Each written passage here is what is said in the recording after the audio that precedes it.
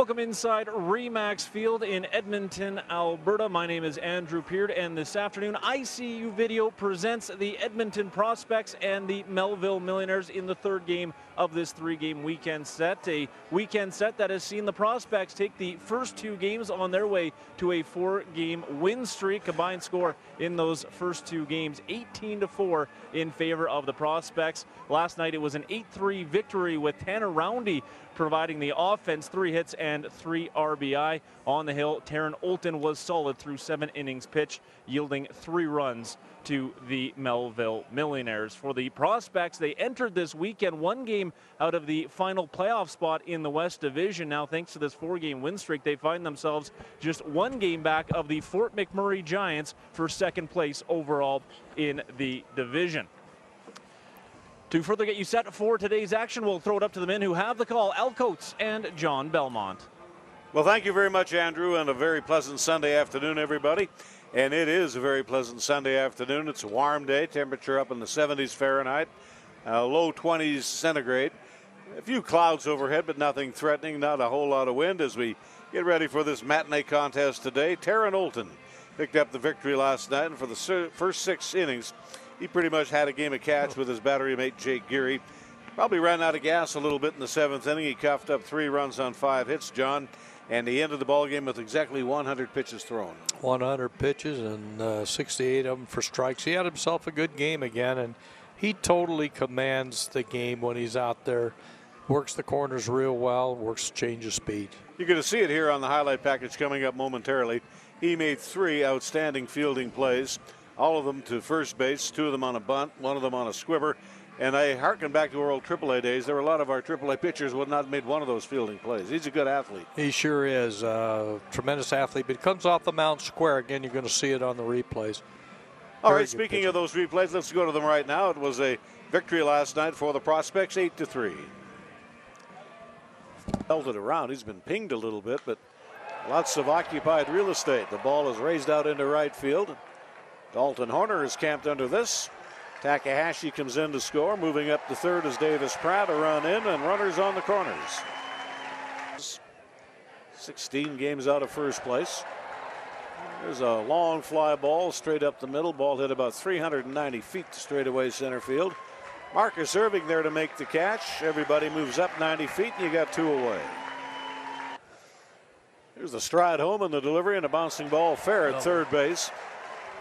With no play for Dobbs playing up wide of the bag. It's going to score. And rounding third. At warp speed, he's coming on in. The ball is cut by Boromir and not relayed, and that'll be a double down the line. Confidence in their swings. 3 in a row have been set down by Latcher. He might make that 4. There's a ball that's belted out into deep center field. On the run back is Marquise Irving. Fun to watch him pitch. Set down 6 in a row and a bouncing ball. There's Pratt going to his left. Nice play. Throws a strike out of the bag. He's putting on a clinic there tonight. One of the finest plays in the outfield I've seen all year. There's a pickoff throw by Taryn Olton. It's right on the money. What a beautiful play. Many times the arm will beat the feet. There's a shot. It's going to be a double. That'll collect 2 runs. That ball is pulled down the left field line. And motoring on into second base is Javier Ramirez. He's got a red-hot bat at present time. 3 knocks last night, picks up 2 runs batted in right here. There's a line drive hit on 1 bounce. Zacharias going to his right, can't get to it, and that'll score the run. That change in these situations. There's a pretty good rip at the pitch, and that ball as well. It's not going to get caught. It's out of here. No, it's not. It's off the wall. To the wall. base of the wall. 1 run's going to come in to score. 2 runs. 2 runs will score on a double, nailed off the plywood in right center field. Time at bat for the batter, Evan Moore. That's a sacrifice bunt. There's a ball that gets between the wickets of Jake Geary, and a run will come in to score. It's a wild pitch. The ball pretty good. There's a ball that's airmailed out the deep left field. That ball's got a little carry on it. Evan Moore is going to go back to play the carom off the wall. That's a 2-base hit. And a run batted in as Javier Ramirez crosses the plate. That ball left the bat looking like a fly ball for maybe a home run, but it's a long double off the plywood in left field. It just kept going. And here comes the 3-2 delivery. There's a base hit. Just like a magic wand, he slaps that ball into left field. Rounding third is Blahoyek. We are forecasting an on-time start today. Opening pitch scheduled to go at 2:05 to wrap up this series with the Melville Millionaires and the opening portion of the 5-game homestand. Monday and Tuesday will be off days. Brooks Bombers come into town Wednesday and Thursday at a big series next weekend down in Lethbridge. Friday, Saturday night, Sunday afternoon here in the month of July. The Prospects come into the ball game today. 2 games under 500 on a 4-game win streak at 18-20. The Melville Millionaires at 13-21, and they are on a 4-game skid. Go down to the field to play now in our pregame show interviews. Joined now by Edmonton Prospects manager Jordan Blundell. And Jordan, another one for your crew last night, 4 in a row. I want to get your thoughts on Taran Olton's performance. Boy, it looked like he was going to get out of there unscathed, ran into a little bit of trouble in the 7th inning. But how important was the way he was able to manage that ball game when it was a little bit tighter, not allowing Melville to break through? Yeah, no, exactly. Taran knows how to pitch. He knows how to control the game. And, unfortunately at the end there, they got him a couple runs there. But that doesn't describe what kind of outing he had for sure. Quality. I thought it was his best velo of the year. We had a little chat. He didn't think so, and I was like, yeah, it looked like it was. He was just working quick. And one thing that really makes Taran a good pitcher is he's able to field his position. He jumped off the mound a couple times on tough plays for a pitcher to make from the left side and got the outs, and that kept him out of trouble too. So really great outing again by Taran. He's one of the leaders here. As far as the offense goes, Travis Hunt maybe a little bit quieter than he has been most this year, but each game it seems to be somebody different. Javier Ramirez has been playing really well. Last night it was Tanner Roundy, Jake Gary, Jake McDonald. Just how important is it with those guys starting to break through a little bit and take a little bit of the pressure off a guy like Travis Hunt, who's been so good this year? Yeah, no, for sure. And Trav carried us through some tough games. Trav was the guy that was kind of the dangerous person in the lineup and didn't have a lot of help, honestly, a lot of games. And it's really good to see more guys being able to chip in, and it's something we knew was going to happen. The guys' approaches have gotten a little bit better as we've come together as a group and learned each other and kind of learned the lineup chemistry a little bit more. So it's really good to see to help Trav out. Trav was the rock in our lineup there, and he will be again, no doubt about that. But it's good to have more guys contributing, and it feels good for everyone to chip in. You guys have a couple days off after this one here this afternoon, and this kind of ends a tough stretch just because you guys were in Swift Current earlier this week and then right into a series here against Melville. What's sort of the way a manager goes about utilizing his bench and his bullpen when you start to get into the back stretch of a tough stretch like this? Yeah, for sure. A couple guys will get on the field today. It's tough to switch a winning lineup kind of idea, but every game's a new day, or every day's a new day. Every game is its own game. We don't really work too much on, the superstitions of what happened yesterday. Like we've said before, the guy on the mound is new, so everything else is different. And, we're really confident in all our guys. We have a lot of versatility in the lineup, and hopefully we'll be able to keep guys healthy here moving forward. Finally, just got to ask, it's been 3 days of near perfect weather. First time we've seen it here at Remax Field this year. How nice is that to come out for the ball players and play in some summer weather finally? Well, for us it was 6 because we had 3 good ones in Swift too. So, we kind of recruited the players on the notion that we have nice summers up here and it was going to be warm, and they're starting to wonder what I was telling them to get them up here. But no, it's great. It was a great crowd Friday night, another great crowd Saturday. Hopefully we get another one today. Guys love being at home. They love playing here in this ballpark and for our fans. So just another opportunity for us to do that today. Thanks for this, Jordan. Best of luck today. Thanks, Andrew. Joined now by Melville Millionaires manager Mike Green, and we'll start with last night's game. I thought a lot closer than what the final score ended up being, and your starting pitcher, I know you weren't quite sure how long he was going to go, gets you into the 6th inning, I think. Just how did you like the way that he was going? I know got touched up late.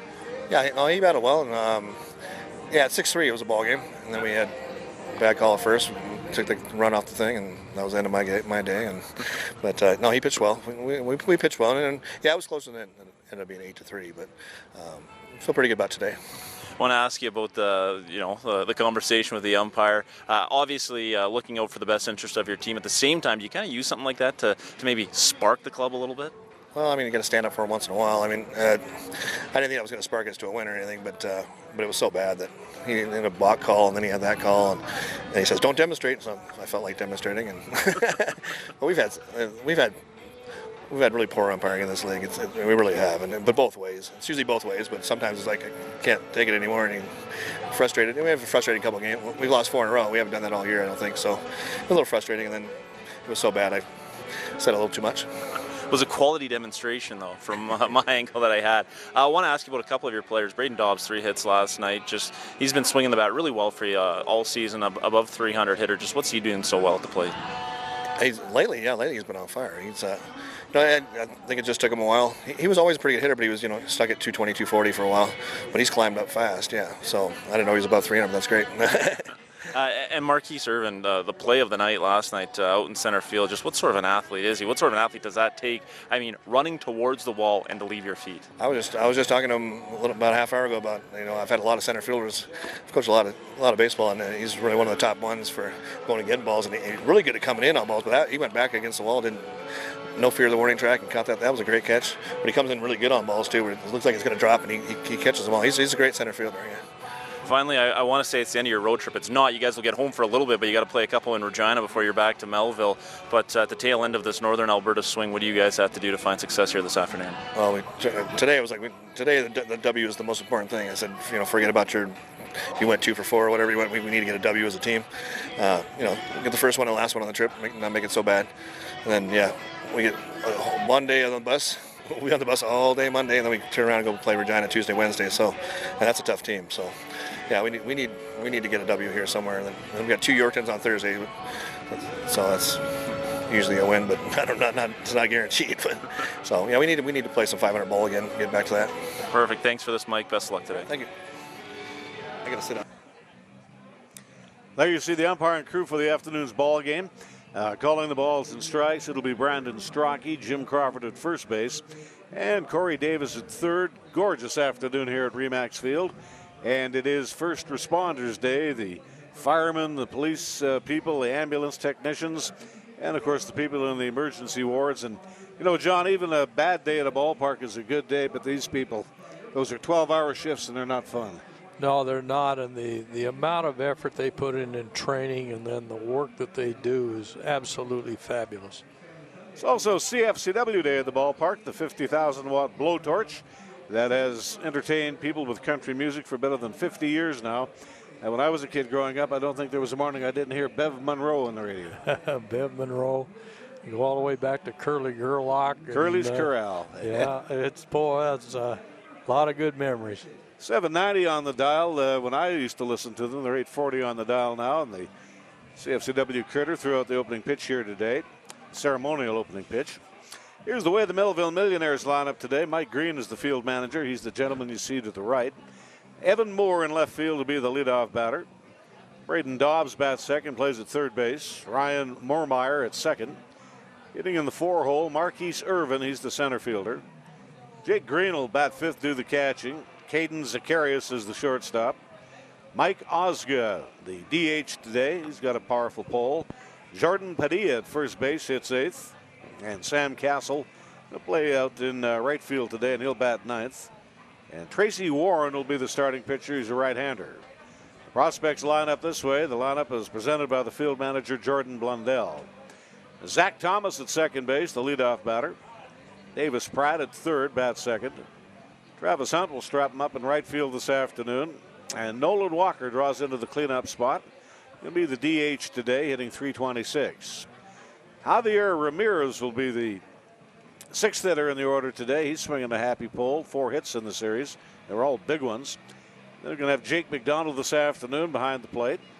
Pierce Blow Hoyak will bat eighth and play in left field. And Tanner Roundy is the center fielder, and he'll bat ninth. And Austin Harrington will be the starting pitcher today for the Prospects. Scores from last night's play in the Western Canada Baseball League. The Okotoks Dogs with a 5-1 win over the Fort McMurray Giants. Lethbridge pummeled the Swift Current 57s 10-2. It was Yorkton 3, Moose Jaw 1, Medicine Hat over the Brooks Bombers 7-2. And it was Weyburn playing the Regina Red Sox, and the Red Sox were winners in a battle of the 2 top clubs in the Saskatchewan division, and that score was an 8-2 victory for the Regina Red Sox. So the Beavers at 22-9, the Red Sox at 23-10. They're the co-leaders in the Eastern Division. Swift Current 57s, a 21-14 three-back. Plus better than 500 by 4 games. The Moose Jaw Miller Express 19-15. They're playing at a 5:59 clip. They're 4.5 out. 7-3 in their last 10 games. Melville Millionaires at 13-21. 10.5 games out. They've lost 4 straight. And the Yorkton Cardinals picked up a win yesterday. They're 3rd on the year against 30 setbacks. But they got to win, and they got to feel happy about that. 20 games back and looking to next year on a 1-game win streak and 1-9 in their last 10. And I guess what it says, you've got to have a team that can compete in this Western Canada Baseball League. You sure do. Out in the Western Division, the Okotoks Dogs are going to win the half. There's no question about it. They will win the Western Division unless there's some kind of a catastrophic breakdown. They're 26-8, 765 winning percentage, and 7-3 in their last 10 games. Lethbridge Bulls ended a 4-game skid with a win last night. They're a 500 club at 18-18, and they are 9 games back. The Prospects come into play at 18-20, 2 games off 500. Time now for the national anthem.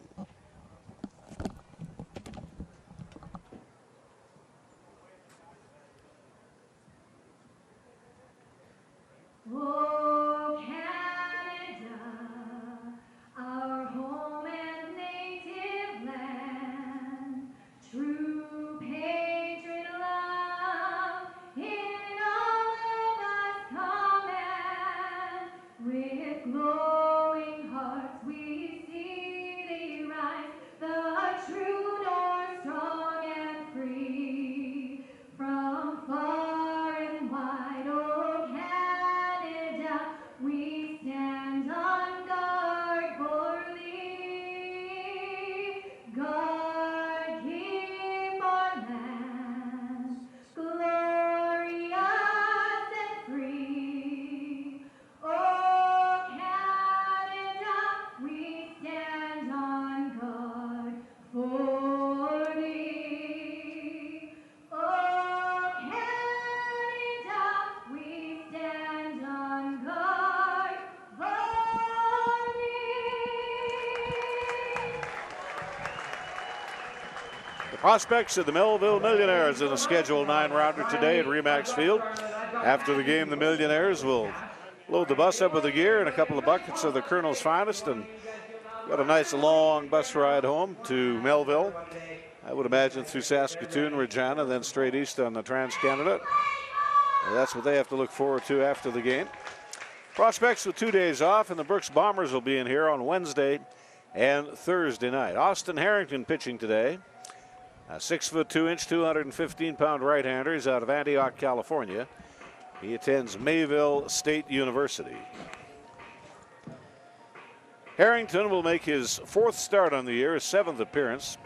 He's got 16 innings under his belt, 23 hits, 15 earned runs on the season, 15 base on balls, 9 strikeouts. He's got an ERA that needs a little bit of whittling down. It's at 8.43. And the league has been hitting .365 off Austin Harrington. Jake McDonald completes the battery. Davis Pratt is at third base. Nolan Walker at first. Javier Ramirez the shortstop. Thomas at second base.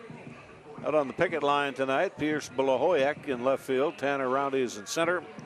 And Travis Hunt will be your starting right fielder today. Hunt, of course, was on the All-Star game, and he was the MVP of the All-Star game. He has been scintillating out in right field all season long. He very nearly gunned a runner out on a looper out into short right field last night.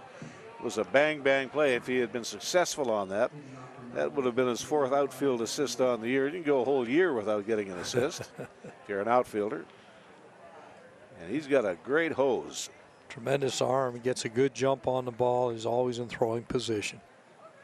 Evan Moore will lead things off, a .261 batter. Gonna have Pratt up wide of the bag at third. Walker will do just about the same at first base. They're drawing fully back on the middle infield. And here's the opening pitch to the ball game, and it's a strike right down the middle. Ball game underway at 2:10 Mountain Time under ideal conditions today at Remax Field in the North Saskatchewan River Valley. And here comes the pitch. Breaking ball down and away. For those of you from parts away from Edmonton, the North Saskatchewan River. Starts at the Columbia Icefields, halfway between Jasper and Banff, and ends up way up in northern Manitoba.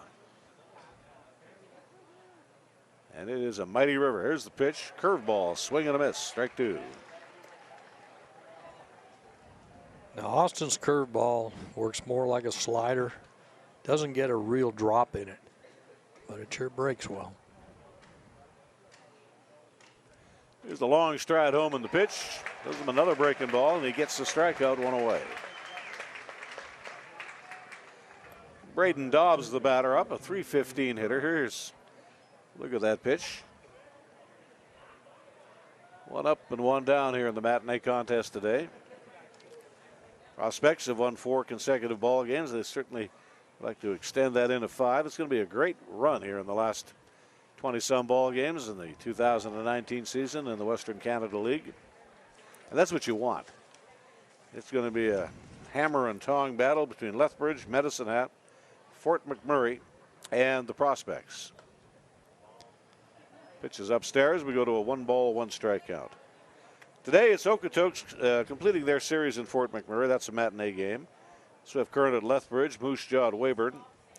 Regina is in Yorkton today to play the Cardinals.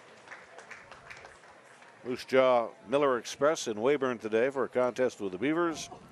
And Medicine Hat concludes their series with the Brooks Bombers. 1 ball and 2 strikes here to the left-handed batter. Harrington strides home and delivers. Runs a fastball high and wide.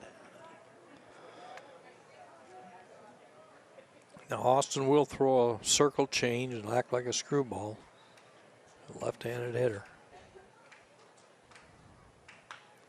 Ball hits softly on the ground. A dribbler up here to Thomas, the second baseman. He gloves it and he throws it.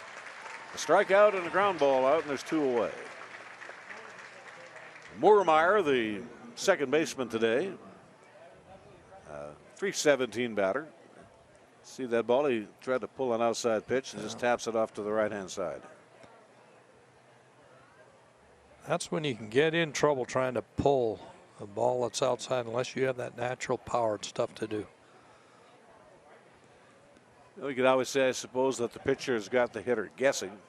Well, just about every time a pitcher throws to a batter, he's guessing. You don't know exactly what's going to come on. If you know you got a fastball pitcher and it's a 3-ball, 2-strike count, it's a pretty good chance he's going to throw you a fast pitch.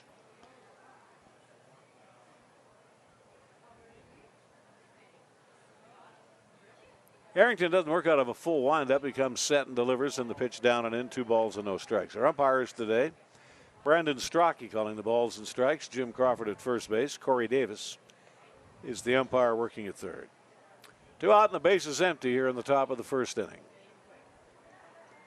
And the 2-0 delivery. Fastball upstairs. He overthrew it. Ball 3. Ballpark at Edmonton, 420. Straightaway center field, which is bigger than most parks of the major leagues. 340 down the left field line, 320 up the line and right.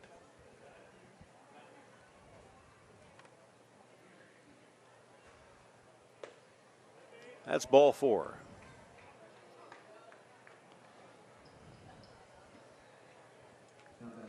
Go to Marquise Irving, the center fielder, who made a tremendous defensive play last night. A ball that was hit about 400 feet up the middle.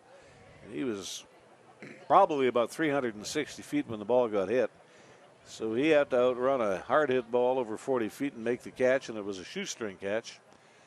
And a nice over the shoulder grab. Here comes the pitch, foul to the backstop, strike 1. Yeah, I don't see that type of catch many times in a season now. Good break on the ball, great hustle. Well, I tell you what, a center fielder, you don't know how good they are till you don't have a good one. When we were in independent ball and we were trying to get a good pitcher to sign with us, he wouldn't sign until he found out who the center fielder was.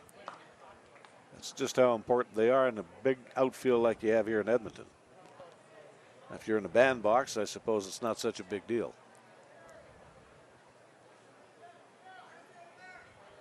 Harrington works right off the first base side of the pitch and rubber, and the pitch is belted in the air. That's a pop fly in a short left field. Blahoek was going back, and then he had to come in, and he's not going to make the catch. Lost that ball up in the daytime sky today. And that does happen in this ballpark. It's got a little bit of a different sky to it. You can lose it fairly easily. He's going to be very upset with himself, though. Yeah, he broke back when he should have broke in. Jake Green, the DH today. Actually, he's the catcher. Green, the 267 batsman. So he got a base on ball, followed up by a bloop single into left field.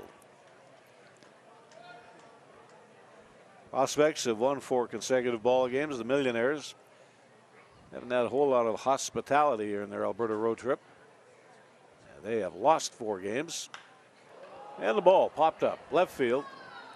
Here's Blahowiak. Draws a beat on it. He's got it on radar, and that'll do it. Definitely had that one lined up. No runs on a hit. 2 batters stranded on that pop fly out to left field. You'll get a look at it here. Just get under the pitch. It was a fastball thrown to him. And that's the top half of the first inning here this afternoon at Remax Field on ICU Video. There you see the western sky here today in the North Saskatchewan River Valley. And momentarily you get a look at the starting pitcher. That is Tracy Warren. Works from pretty much an overhand delivery. His arm angle right about 11 o'clock. He hitches in his windup. And you'll get a look at that hitch here coming up when he throws his final warm-up pitch. 5'10", 185 pounder. See, there's that little pause in his windup. He's out of Houston, Texas. Attends Prairie View A&M University. He is also a shortstop for Melville. Warren with 1 start on the season and 3 relief appearances, 14 in the 3rd innings, 9 hits, 12 runs all earned. 12 base on balls, 20 strikeouts. Logs a 2 victory, no loss record and a 7.53 earned run average coming into this ball game here today. He threw a breaking ball, a big rip taken by Zach Thomas, and the count at 0-1.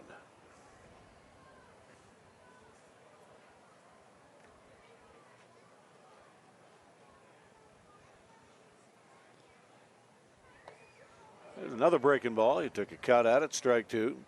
Dobbs at 3rd, Padilla at first base. They're both playing midway. Zacharias and Moormeyer, the double play Quinella, they're drawn fully back. Evan Moore, Marquis Servant, and Sam Castle, the outfield configuration, left through right. 2 breaking balls followed up by a fastball, and he was late on the swing, fouled it away. Davis Pratt and Travis Hunt up here in the bottom half of the first inning. Monday and Tuesday are off days, and the Brooks Bombers in town on Wednesday and Thursday night. Fastball misses upstairs from Tracy Warren. Now this schedule these players have, they do not get a lot of days off.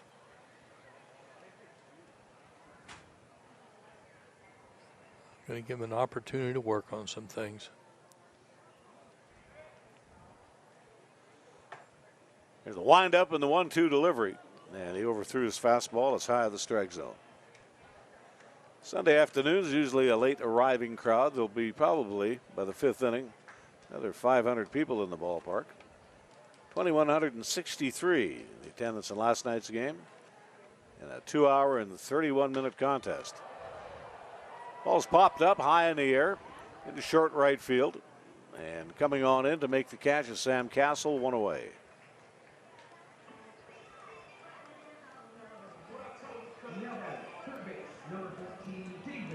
Got under the ball a little bit. Right fielder calls off second baseman.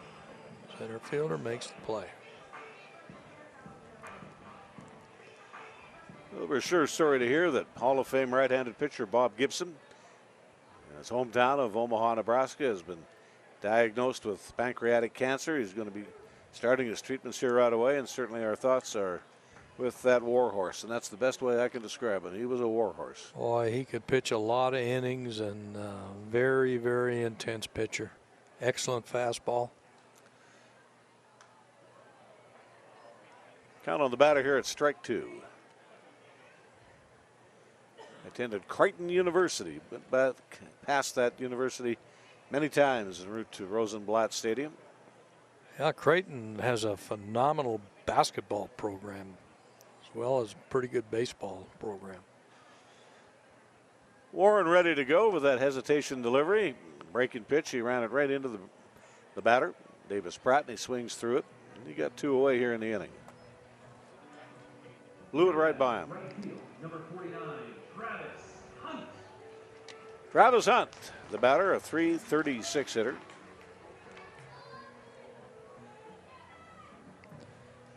Got the caller last night. Not very often that happens. He drew a walk in the first inning, stole a bag, and he bounced out, lined out, and he flied out.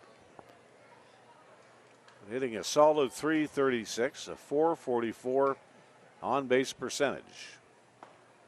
Best on-base percentage I saw of any Edmonton ball player back in our AAA days was a switch hitting shortstop. We ended up leading all of organized baseball that particular year. And that was when we were the AAA affiliate of the Oakland A's. Here's a strike one delivery, bouncing ball foul at third base. Got out in front of a change and pulled it foul. Mark Bellhorn, the ball player that I speak of.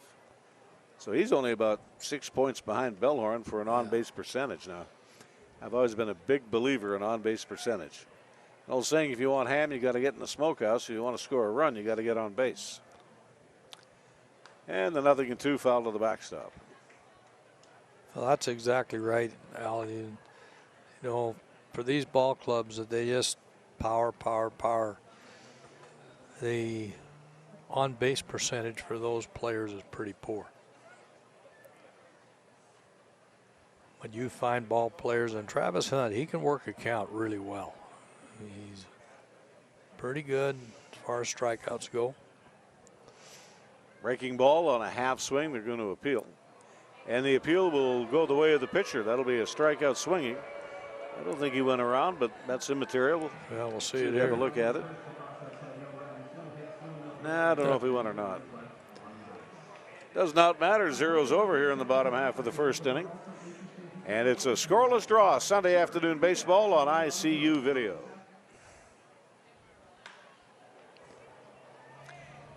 We are back and underway, and Caden Zacharias with an inside-out swing. It's a ground ball to the left side of the diamond, and it's through the hole for a base hit. Zacharias, who last night was 1 for 4, he had a base hit to left field in the 7th inning, where the Melville Millionaires parlayed 5 hits into 3 runs. Came off Tara Knowlton. The opening 6 innings, he was nasty. He was money. His final pitching line last night, a 7-inning distance. 3 earned runs on 9 hits, struck out 3, walked 2. Threw 1 wild pitch and put on an absolute clinic on how you field ground balls. That was worth the price of admission right there. It sure was. The ball that's well hit out into right field. Travis Hunt on the run back. He ranges on into the gap, and he could get a double play ball here. And he's going to get a double play ball here. There it is. That's a great play. We can get that one on replay. Yeah. Here, let's look at the replay here now. Again, like last night, we have an outfielder has to chase a ball down, and he's moving. Just in front of the warning track, reaches over, makes the catch. He's going to hit the second baseman, Thomas. He'll be the cutoff man, and the putout will go 9-4-3 on the fly ball double play. Nicely done. It really was. Here's a ball that's belted out into right field. Good thing there was a double play ball. Here's Travis Hunt with a throw to first base. He's going to get his man. How about that? And there we go again. Let's look at the replay. 2 assists for him in 1 inning. That is just something to see. Shades of Larry Walker when he was in his prime. There he ranges in, he makes the catch, makes that quick transfer, gets his man by an eyelash. Boy. That's beautiful. Very good baseball. No runs on a hit, no errors, nobody left on base. Prospects baseball on ICU video.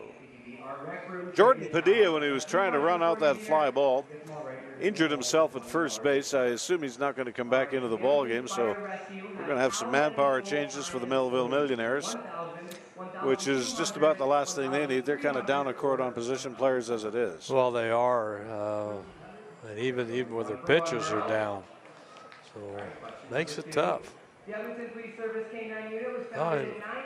Looks like he's going to stay in the ball game. He's going to stay in the game. He's a big man, Jordan He Padilla. really is. Built like a bulldogger. I don't know if we get a replay of that last play. I kind of think he might have stepped on the edge of the bag and rolled his ankle like what happened with Luther last night on that pickoff situation.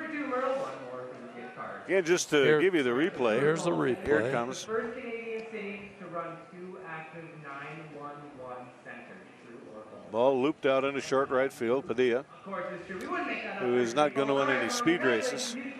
There he is at the bag, and he stumbles over the bag, hurt himself a little bit, tripped up. But what a half inning for Travis Hunt.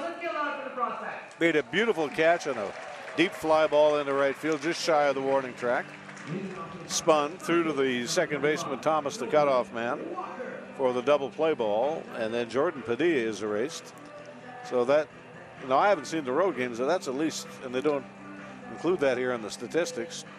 That's 5 outfield assists that I can swear to, and maybe there's more. There could be more on the road. That's exactly right. That's just at home.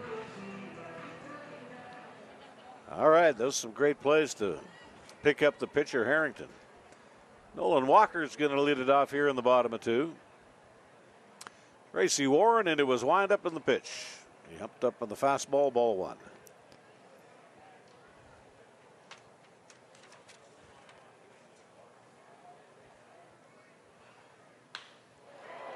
There's the first hit of the afternoon for the Prospects. It's a base hit up the middle. 1 ball, no strike fastball. Walker has been swinging the bat real well as of late. Absolutely robbed of a triple last night by the center fielder with that great catch. But he's making very good contact. That ball that he belted up the middle would have been a home run in any other park in the Western Canada Baseball League. But not here, 420 straightaway center.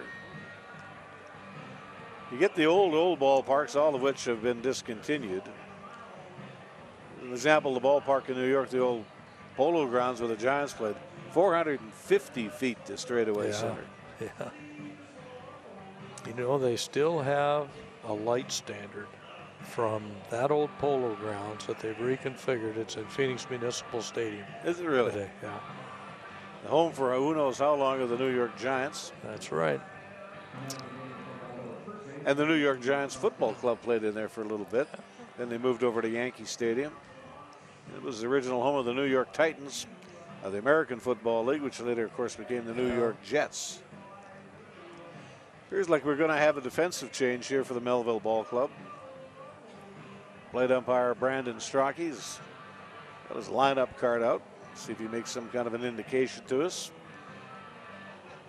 And he's not going to, of course, and that is an umpire's job. He's supposed to do that. I guess we'll just kind of imagine it. We'll have to look for numbers. Jake Geary, the batter up. They're going to give him a day off from behind the plate. He's going to be the DH today. And he has been scalding the ball, hitting .326. That's still Padilla playing at first base. And the pitch is foul back, strike 1.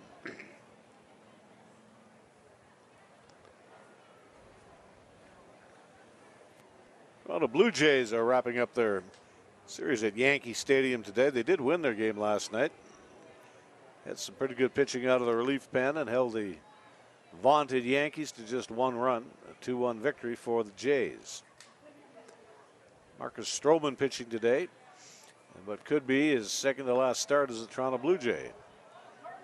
A lot of talk that he's going to get traded. The general manager of the Jays is a guy named Ross Atkins, who came over from the Cleveland Indians.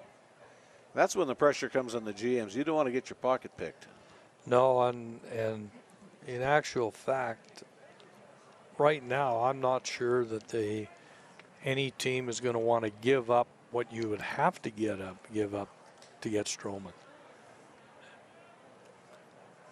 I think it'd be very easy for them to literally get their pockets picked, like you say. Back here in the 80s, we had a tremendous right fielder named Dante Bichette, who he had a hose, one of the best in the game at the time, that you could compare maybe to Larry Walker or Jesse Barfield. His son, Bo Bichette, playing AAA for the Toronto Blue Jays at the ballpark in Buffalo, New York. Highland Field is what it used to be called, right across from the old auditorium. And Bo Bichette is hitting right about .330. Not as big as his dad was. His dad was a behemoth. Blue Jays are going to have a real good young ball club in a couple of years. These guys get seasoned in the major leagues. Short in the middle infield, up now to a double play depth. Warren comes to the plate. It's hit and run play, and the ball shot foul to third base. You know, I think we do have a new first baseman now. That's not Pedria down there, I don't think.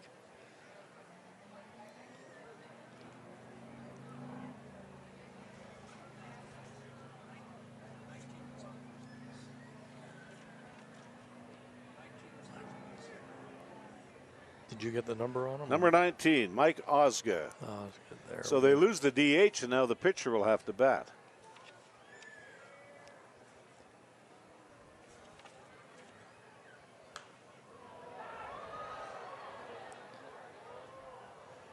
Osga moves to first base. Padilla, well, I would think is a very sore foot and ankle, done for the day. He tried it, but he just couldn't go. So Osgood departs to the DH position, which means the pitcher is going to have to bat, barring a pinch hitter, in the 8th spot in the order.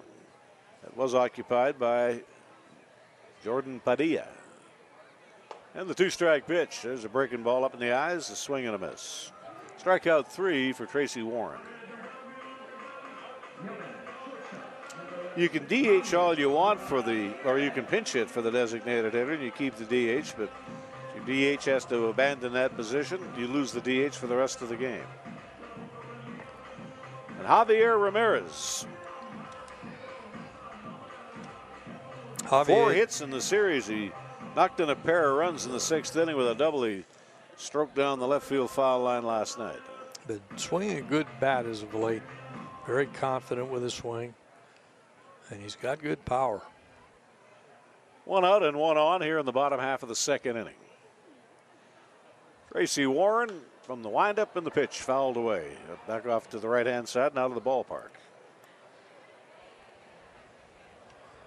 The coaches have been stressing with the prospect batters to be a little more plate conscious. I think Matt Steers talked to them when he was here too.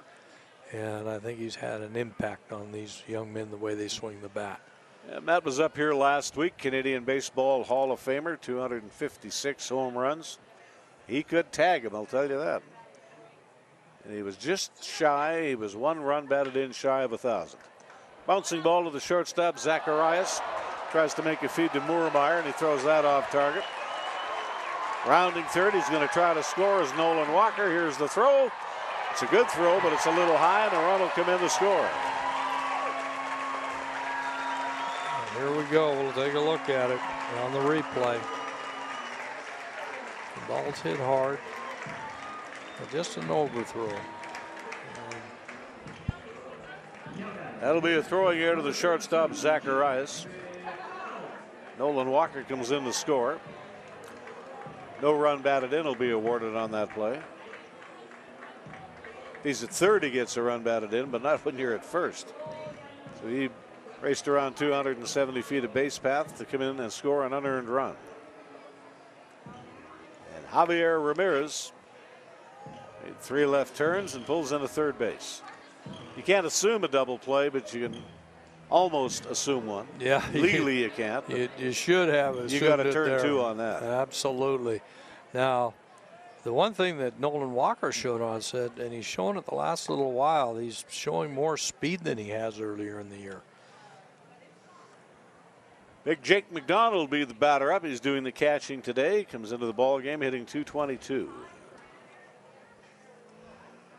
Vancouver, BC product, 6'1", 195-pounder. Texas A&M at Texarkana, right on the Texas-Arkansas border. Count is even at a ball and a strike. Middle infield is, even though there's a runner at third, they're just about a double play depth.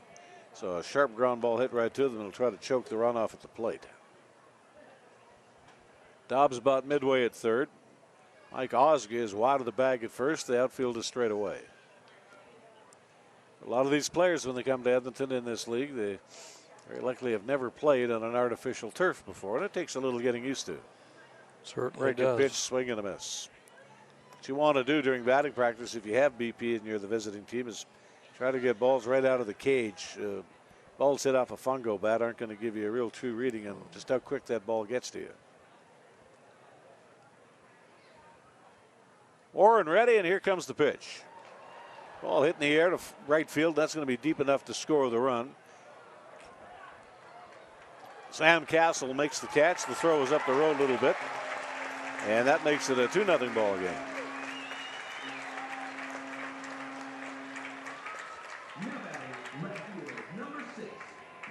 Jake McDonald got the job done. No time at bat and a run batted in. And that is an unearned run. And that should be the third out of the inning. So any more runs that score, they'll be unearned. Here's Blow Hoyak is the batter up.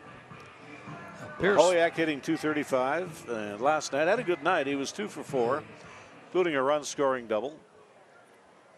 And he crossed the plate twice. Strike on the inside corner right about the knee.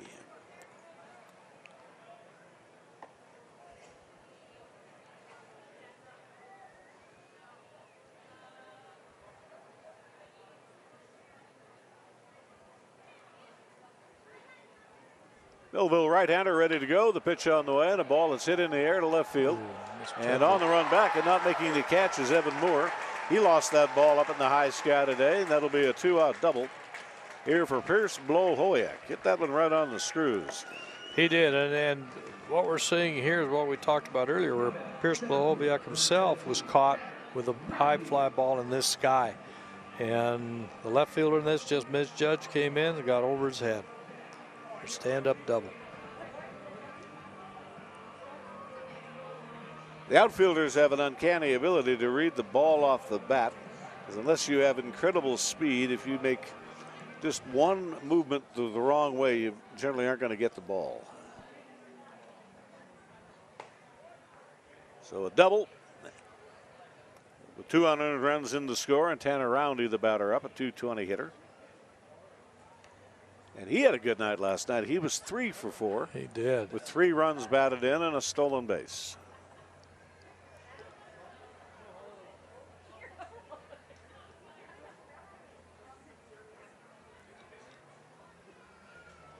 Here's the 1-0 pitch. Fastball is high and tight. Now what we have here with Tanner Roundy up and with Pierce Blohoviak at second base, probably the 2 fastest players on the prospect team.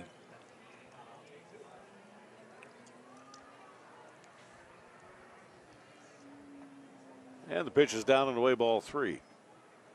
I often thought it kind of funny that more outstanding track and field players, when their track and field careers are through, haven't gone on to a team sport. Now, there's been the odd one. San Francisco 49ers for a while had a guy named Ronaldo Nehemiah, who's a really good track man. We tried him out as a running back. Yeah, well, you can go back before that, and Bobby Hayes with the Dallas Cowboys. At the same time Bob Hayes was running, of course, he was a world record holder in the 100. There was a gentleman by the name of Henry Carr who was a world record holder in the 200.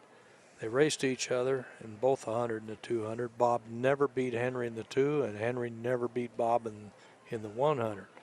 And in that, they both ended up playing the NFL. Bob had the better career with the Cowboys, and Henry Carr ended up with New York Giants and the Detroit Lions. But they were both medalists in the '64 Olympics in their respective. Bobby Hayes could flat out fly. He did, and he had the funniest run. Sprinting coaches look at him and shake their head because he did everything wrong. He just beat everybody. And technique is such a big thing in track and field. That was right from the starting blocks to the finish line. Sure is. Zach Thomas is the batter up.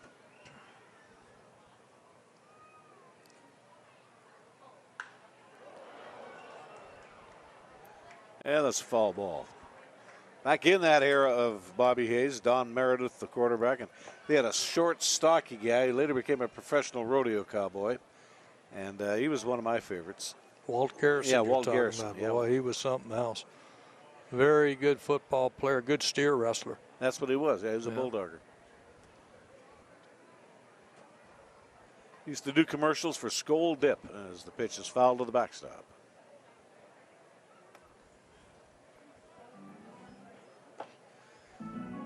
Zach Thomas flied to right field his first time along.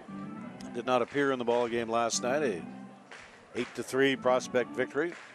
Got 2 in the first, 1 more in the third. Sent 7 batters to the plate in the 6th inning. Plated 3 runs. We got 2 more in the 8th inning.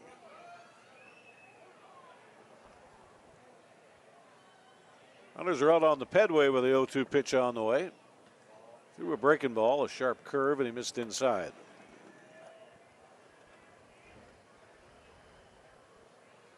Tracy Warren pitching this afternoon. Now, Zach Thomas out of Dixie State University down in Utah from Lakeland, California. There's a break for third base on the double steal, and the ball fouled away. It's a good time to do it. 2 out. 1-2 strike. If that ball gets hit into play, it's probably going to score 2 runs with the 2 young men who are on base.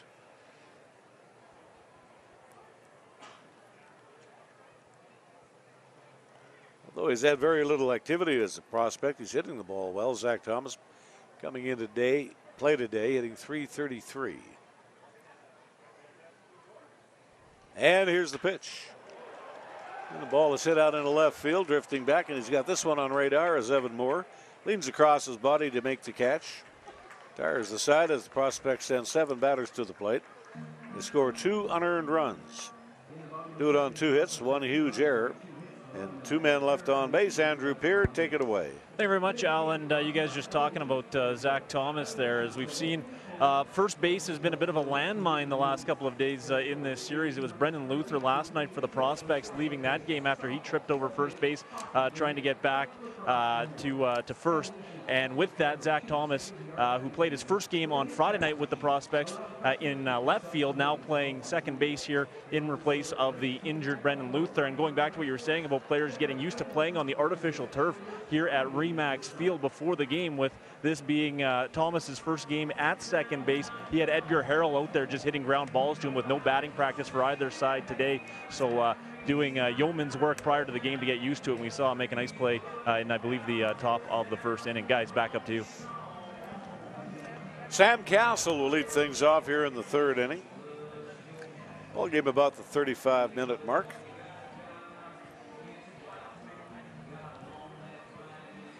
On this beautiful Sunday afternoon. A few clouds overhead, nothing threatening. Looks like pretty good weather all week. As that high pressure area that just seemed to be camped over Edmonton for a couple of weeks, hopefully is on its way to somewhere else. We do not need more moisture for a long time, Al.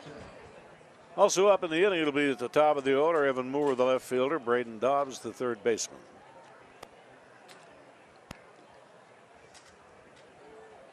I would suspect that the Melville players are going to try to stay away from hitting the ball to right field.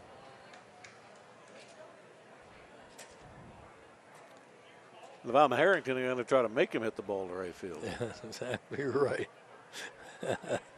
Just throw him some slop over the outside corner to the right-handed batter. Here, go hit it.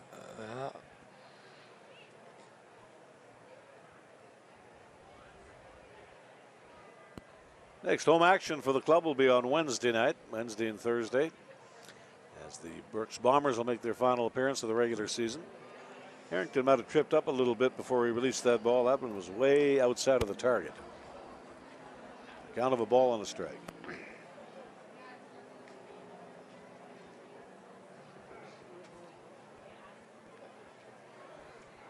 Our telecast crew today. Our game host is Andrew Peard, cameraman Dave Foley, switcher in the replays held by Kevin Kyle. Kyle Matz is the graphics coordinator. Executive producer is Rob Zitlau.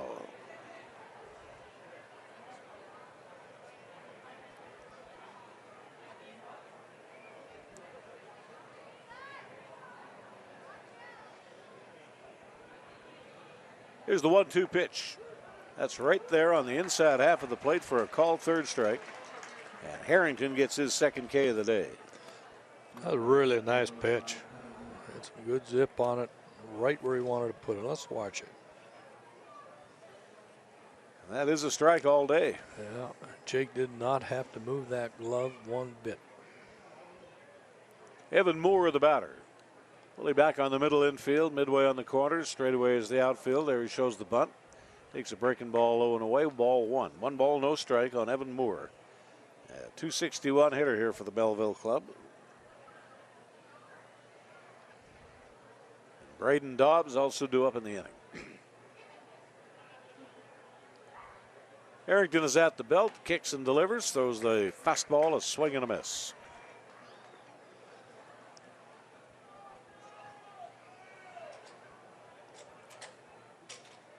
Now Austin is very confident in throwing his curve, as we said before, acts more like a slider at any count. He got one in on the fist, and it's a high pop-up between the bags of first and second base on the infield skin. Zach Thomas to make the catch, 2 away. He's been pounding these right-handed batters, a steady diet of fastballs in. He has, and been very accurate in his placement. Braden Dobbs is the batter, 2 out. The left-hand hitter up there. Top half of the third inning, the prospects with a couple of unearned runs. Leading the ball game. 2-0 is the score. Bouncing ball to the right side. Walker's up with it. And he'll make the unassisted put out at the bag. And that's it for the Millionaires here in the third. 0's over. And this is Prospects Baseball on a beautiful Sunday afternoon on ICU Video.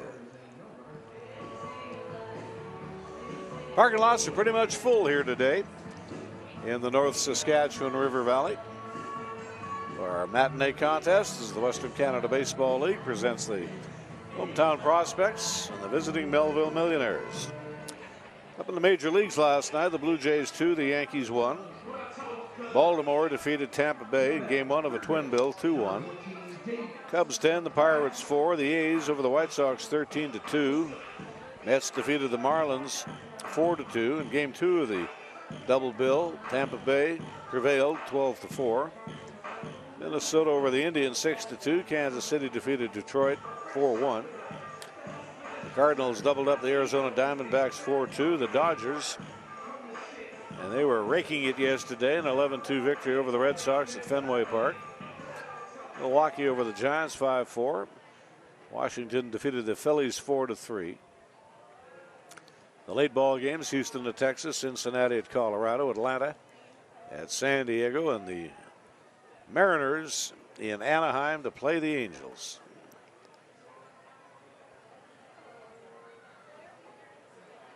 My big league debut, which was at Anaheim Stadium. The old Big A, when it was built in the 60s, had no seats between the foul poles. And then the Rams decided they were going to go out there and play, so they put seats between the foul poles.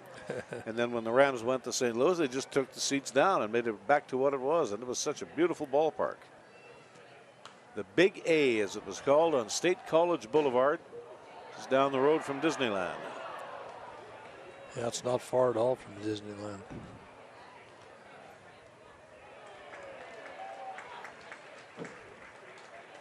Wind up in the 0-1 pitch to Davis Pratt. Got jammed on a fastball, and it's popped up into short left field, back into the gap. Here is Zacharias in reverse gear. He makes the catch. He got one down.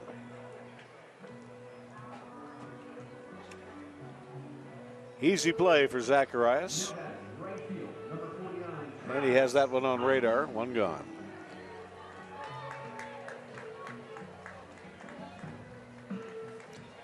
Here's Travis Hunt, who has just had his last inning in the outfield, was just tremendous. Tracy Warren comes to the plate.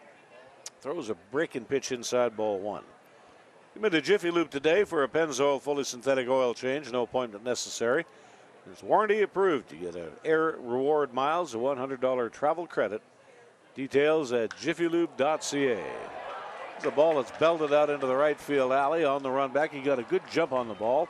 Sam Castle with the glasses down, and he makes the catch.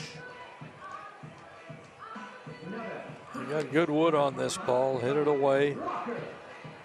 Just under the hair.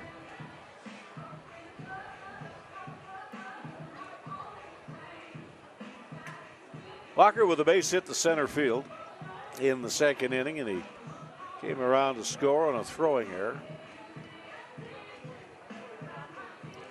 3 in a row have been set down by Tracy Warren.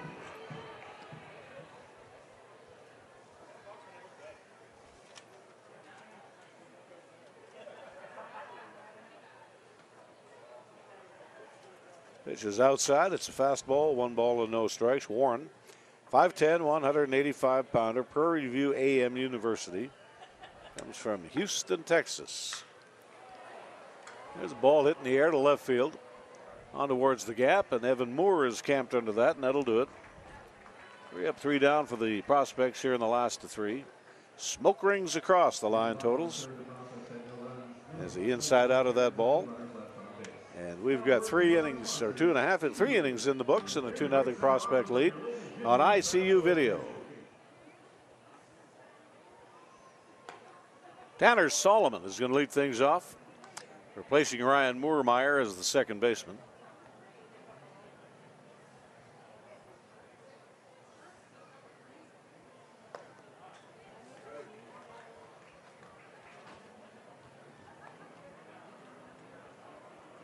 And the count is even at 1 ball and 1 strike.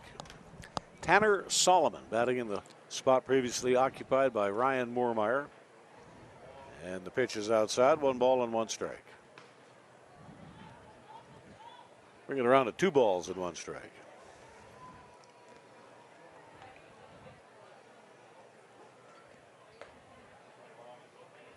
Ball 3.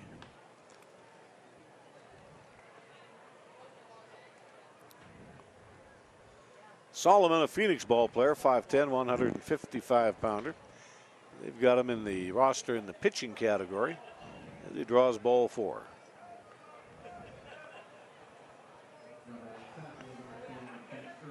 Marquis Irving, the center fielder, the batter. Austin Harrington on that last batter was outside pretty well the entire time. Previous 2 innings, he didn't throw many balls at all, basically strikes. Top half of the 4th inning, a 2-0 prospect lead. Middle infield's going to shorten up here a little bit. Half swing on a breaking ball to the outside half of the plate, strike 1. That's midway at third. The outfield is straight away, and a left-hander now up and throwing in the Melville bullpen. Al, how many times have you talked about the importance of not walking the first batter? More times than I care to remember, to be honest with you. At any level of the game. Yeah, the percentage is unbelievable. 60 to 70% of the time, they're going to score. Ball's on the hands, and it's popped up foul off third base over by the dugout and into the balcony seats. Real good change up on that play by Austin Harrington.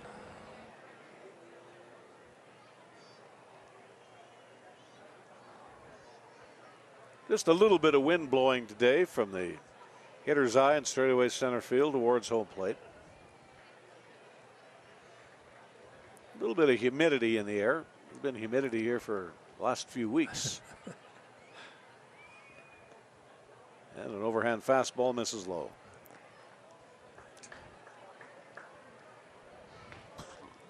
Ballpark's going to be dark next weekend. The prospects will be in Lethbridge. Friday night, Saturday night, Sunday afternoon, 3-game set. And here's the 1-2 pitch. That's a wild pitch, and Solomon's going to move into scoring position.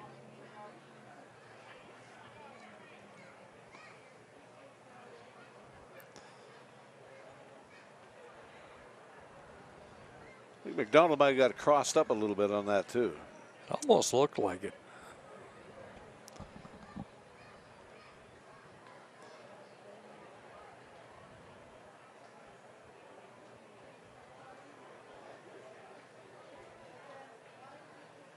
Here comes the 2-2 delivery. That's down and away, ball 3.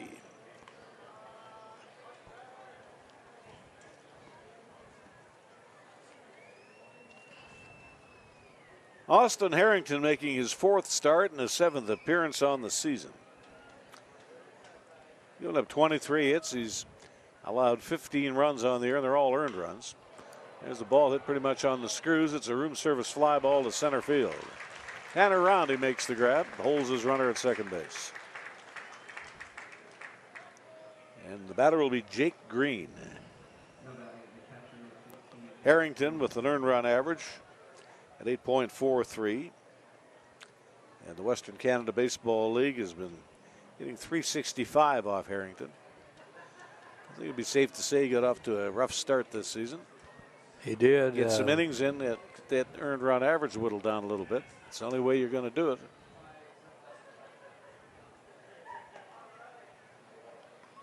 Fastball is high, ball 1. He had 2 out in the first inning. He walked the batter. That was Ryan Murmeyer. And Marquise Irving with a base hit up the middle. Then he got a fly ball, got out of the jam, got a nice double play ball. Helped him out in the second inning. He had retired 5 straight batters up until that walk issued here to Tanner Solomon in the 4th. Nice little pickoff attempt at second base.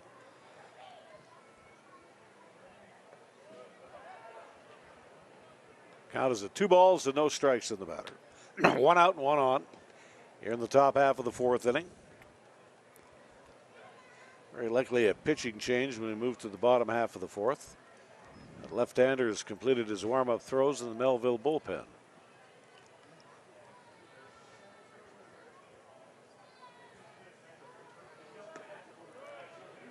Low and outside, go to ball 3.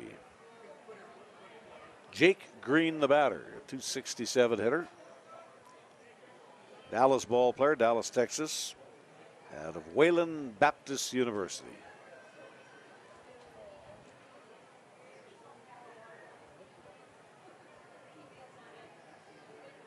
Harrington ready. Here's the pitch. That's a 4-pitch walk issued to Jake Green. And Harrington is struggling with his control. He's just overthrowing his fastball there. He gassed it up a little too high. Yeah, he's been doing that this entire inning. And Jake McDonald going out, just talk to him, settle him down a bit. Like anything else, Al, we've talked about it with the pitching staff and the prospects. You look at the pitchers that they have that are really successful. We're talking Hunter Boyd. We're talking Taryn Holton. Now Berg has come along also, Trevor Berg. And what do? They throw strikes and allow the rest of the fielders to play.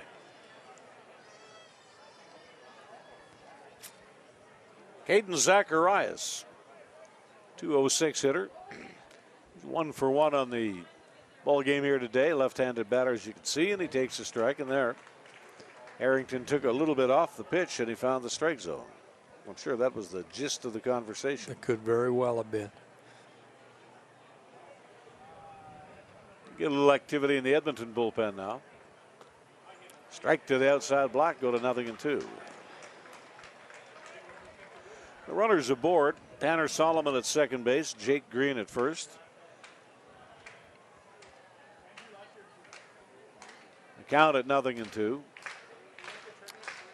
Harrington is ready, strides home, and the pitch. He threw him a strike and is fouled away.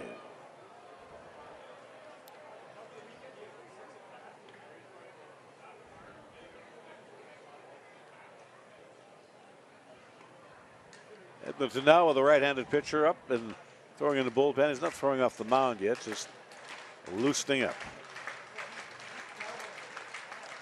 The 0-2 pitch is hit softly on the ground to the right side of the infield. Nolan Walker there to make the catch. He touches the bag. The runners move up, and we've got 2 away.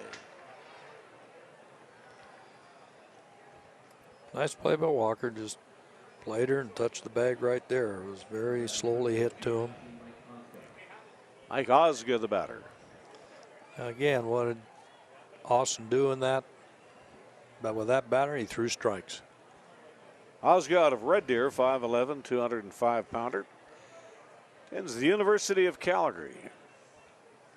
I know they have a collegiate program, Dinosaurs baseball.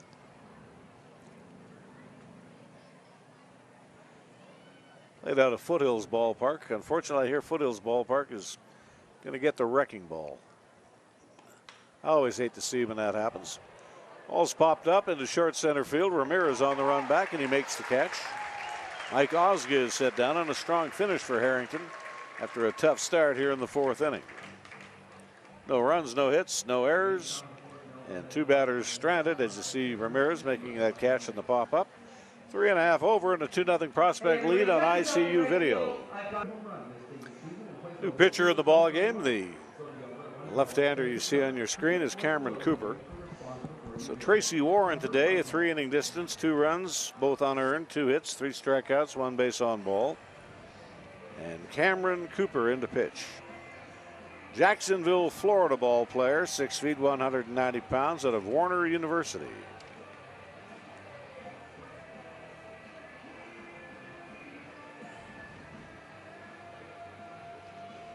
Makes his 11th relief appearance, 20 innings, 19 hits, 7 runs, 5 earned runs, 10 base on balls, 14 strikeouts.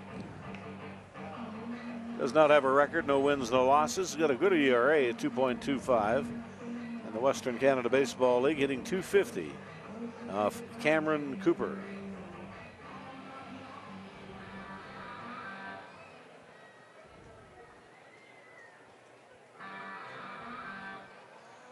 And the batter to lead things off will be Jake Geary. So Cameron Cooper, the pitcher. Solomon in the ball game at second base. Osga in the ball game, playing at first base in relief of Padilla, Jordan Padilla, who was injured, trying to beat out a looping fly ball to short right field. It was caught on the fly, and he was erased at first base. And 2 outfield assists in the ball game today for Travis Hunt.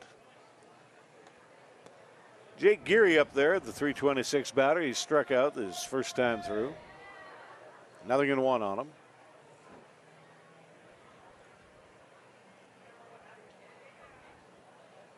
And here's the pitch from Cooper. He slings a fastball into the strike zone, 0-2. The next telecast will be coming your way Wednesday night.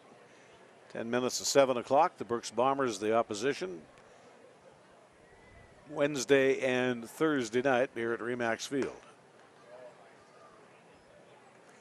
The infield now of Osgood first, Solomon at second, Zacharias the shortstop, Dobbs at third, Moore, Irvin, and Castle left through right in the outfield. There's a line drive pulled to the third baseman Dobbs. Hit right at him, you got 1 away. Well hit ball. It's right at the third baseman. And Javier Ramirez will stand in.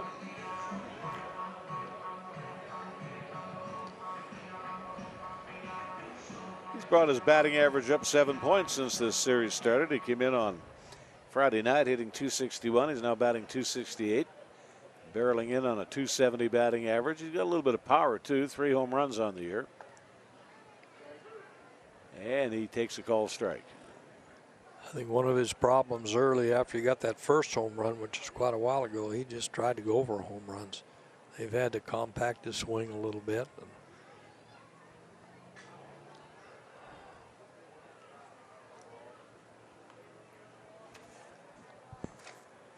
One thing with Javier too, he's got outstanding speed. Attends Taft Community College. And here's the 1-1 pitch to him. He fouls it way up the right side, didn't catch up with the fastball. Comes from a place called Cagos. Doesn't list the country, but it's Puerto Cagos. Rico. Cagos, Puerto Rico. All right.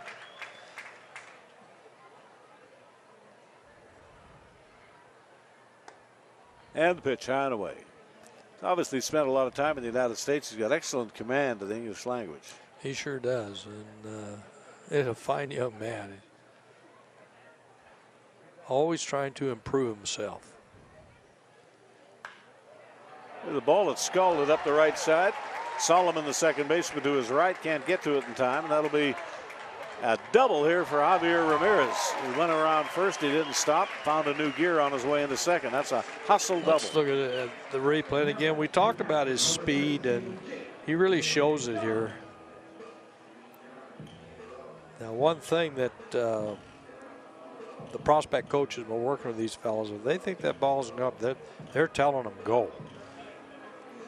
That's a two-base hit. There's a case of very aggressive running and getting a double instead of a single.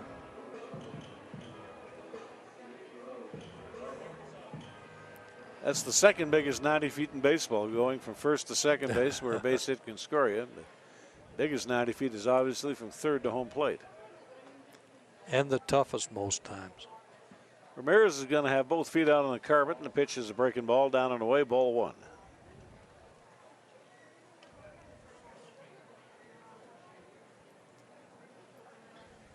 Looking at the various leaders in the Western Canada Baseball League. Tristan Peters, a really good young outfielder from Winnipeg, continues to lead the Western Canada League in batting. He's hitting .427. At the All-Star break, he was hitting .467, so the pitchers have figured him out a little bit. The Dogs have got 3 players in the top 10 in batting. Tristan Peters leading the way. And here's the 1-1 delivery. It's a bouncing ball down to third. Here Dobbs is going to field the ball, hold his runner at second, and you got 2 away. The other 2 Dogs in the top 10 in hitting. Valk from Okotoks hitting .407, Jordan Valk. And Mascarenas, the second baseman, hitting .374. Jack Berry of the Weyburn Beavers, the home run leader. He's got 12. Caleb Warden of Lethbridge leading the league in runs batted in with 50. The pitching leader is Nolan Ruff of the Okotoks Dogs. He's got 6 victories. Hunter Boyd in a 4-way tie for second in wins with 5. Strikeout leader is Zachary Patterson of the Swift Current 57s. He's got 52 Ks on the year. And Michael Batten of the Regina Red Sox with a microscopic earned run average of 0.74. Second in the league is the aforementioned Hunter Boyd, ERA at 1.39. Man at second with 2 away. There's a bouncing ball to third. Dobbs fields this one nice, going to his left, throws a strike to the bag, and that'll do it. Nicely done by Braden Dobbs. He gets 2 assists in the inning and a putout. The line drive that led the thing off. And 2 ground ball outs. No runs on a hit, no errors. And 1 man left on base. Andrew Peart, take it away. Very much, guys. Just waiting on Jordan Blundell here down by the prospects dugout, having some quick words for Javier Ramirez as Jordan makes his way over here. And Jordan, I guess we'll start with this. Another ball game. I said this last night, then you guys blew it open. Another well-pitched ball game tonight. Yeah, no, exactly. Austin's done a good job for us. Mixed some speeds there in the last inning, which was great. And their starter did a really good job. And now they're in their bullpen, so hopefully we can get to it. That last inning we saw Javier Ramirez, another extra base hit. Boy, he's really heating up as of late. What's led to his recent success? When he's through the middle of the field with his barrel, he's a dangerous player. And when he's had success, that's been the key. When he's got a little bit big, he hasn't had success. So it's awesome to see him have success here. His game plan's really good right now. Thanks for this, Jordan. Best luck the rest of the way. Thanks, Andrew. Al, John, back up to you guys. On to the 5th inning. And it will be, barring a pinch hitter, and I don't see how that can happen, Cameron Cooper, the pitcher, coming in to hit in the spot originally occupied by the first baseman, Jordan Padilla. He had to leave the ball game with an injury, the designated hitter. Mike Osgood then had to abandon the DH position and go play at first base. And that's the rules. The pitcher has to bat in the DH spot.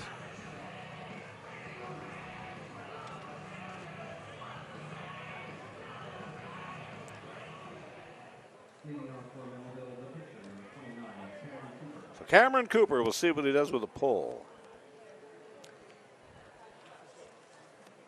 Austin Harrington had a little bit of a tough inning last inning. Through 19 pitches, 12 of them were balls. He's doing pretty good with a pull. He's batting .500. In 3 at-bats. Scored 2 runs, 1 base hit, and it was a double. He throws left and he bats right. 2 balls and no strikes to Cameron Cooper.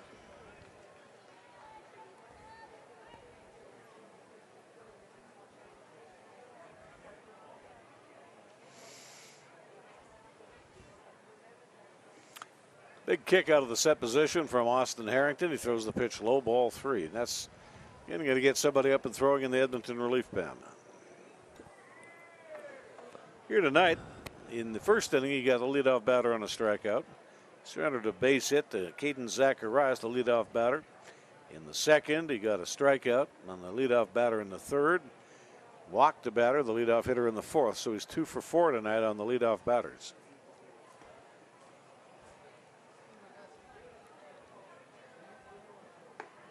Now he's 2 for 5. Base on ball to Cameron Cooper.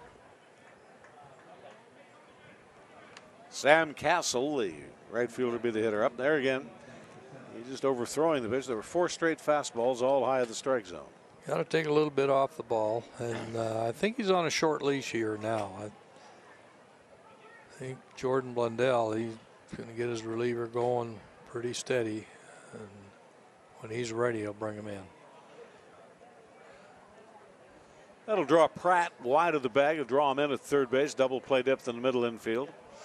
Here Sam Castle shows the bunt. And he takes the pitch for a strike, 0-1. That actually looked like a pretty good pitch to bunt, Al. It seemed like it was down.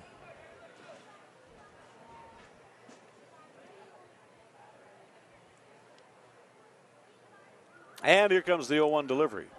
Just about a wild pitch. Jake McDonald makes a nice defensive play. Swung his catcher's mitt around his body and backhanded the pitch. It's lucky Jake's got real long arms.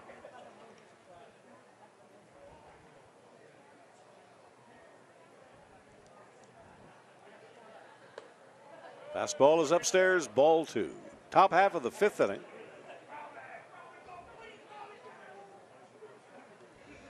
Castle is the 19th batter to the plate here in the game.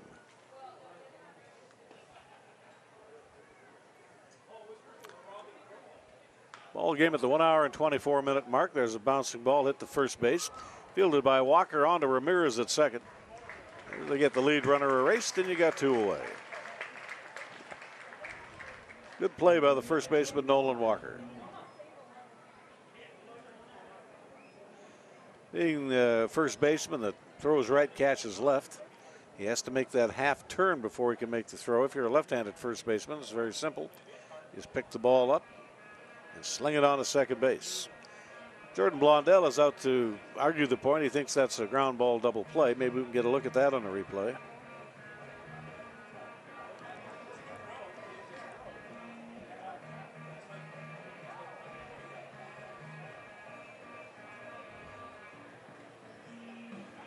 Not going to win the argument, I can tell you that. I think he's more asking for an explanation, so let's look at it on the replay.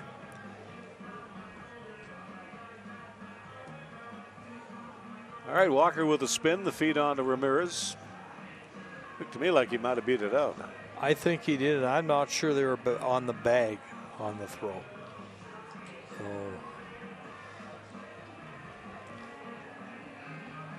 Top of the order, it'll be Evan Moore, the batter. Struck out swinging in the first inning, got under a fastball, and he popped up to the second baseman his second time along. 1 out, 1 on. 2-0 Prospects lead in the middle innings of the ball game. Hit and run play was on. The ball is hit in the air. It's a room service fly ball here to Tanner Roundy. 2 away. Tanner Roundy didn't have to take more than 2 steps on that. That ball just popped right to him. And it's easier for the outfielders now with the sky owl. They've got enough cloud cover now that they're able to pick the ball up better.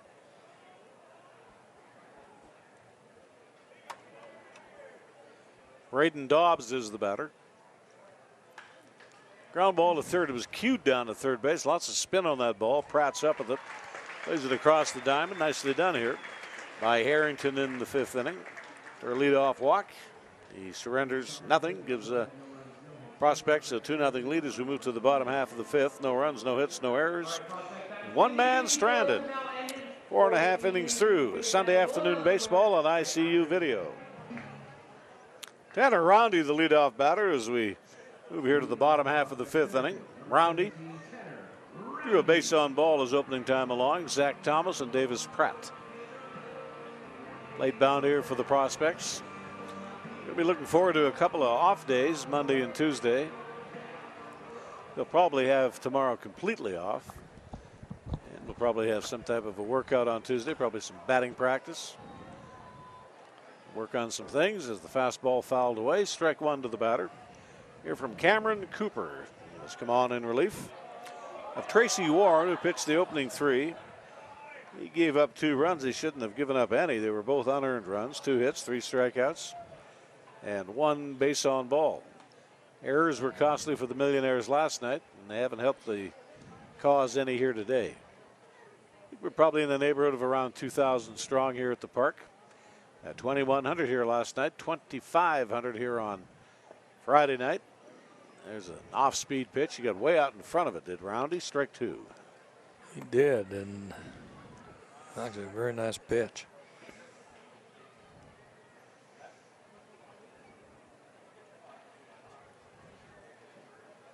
And here's the pitch. He turned it over. It was like a screwball, a circle changeup. He didn't change speeds on it much. It did run away from the right-handed batter. Come into Jiffy Lube today for a Pennzoil fully synthetic oil change. No appointment necessary. Warranty approved, and you can earn air miles and a $100 travel credit. Here's the ball. It's popped up into short left field. And Zacharias drifting back to make the catch, 1 away. It was not popped up very high. And Zacharias made a real nice route to that ball. He draws a bead on it, makes his catch, 1 gone. Made it look easy.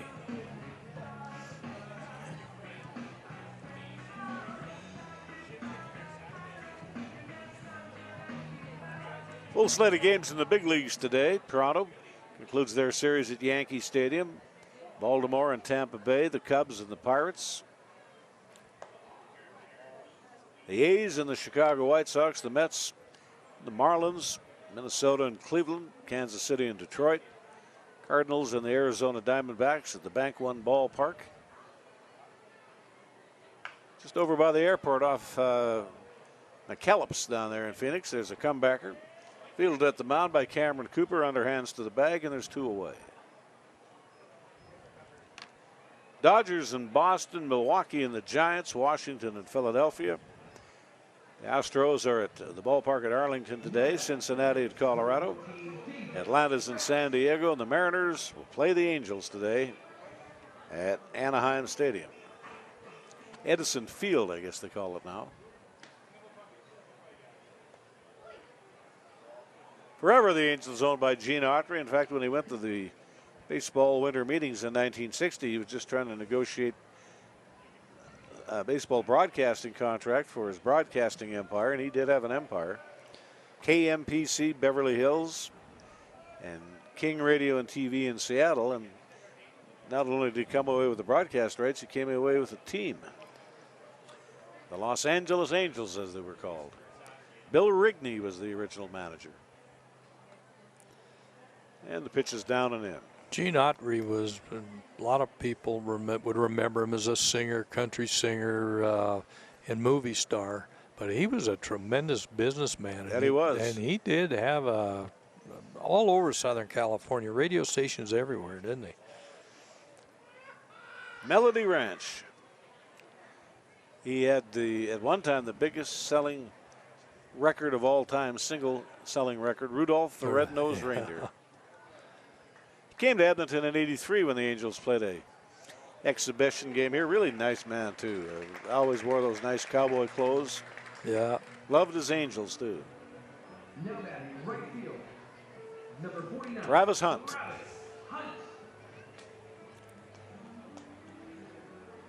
The cowboy passed away probably 20 years ago, and his wife, Jackie, sold the Angels to the Disney Corporation. Yeah. They had it for a while. Now it's owned by a businessman who's done a really nice job with the club. Artie Marrero is the owner of the Anaheim Angels.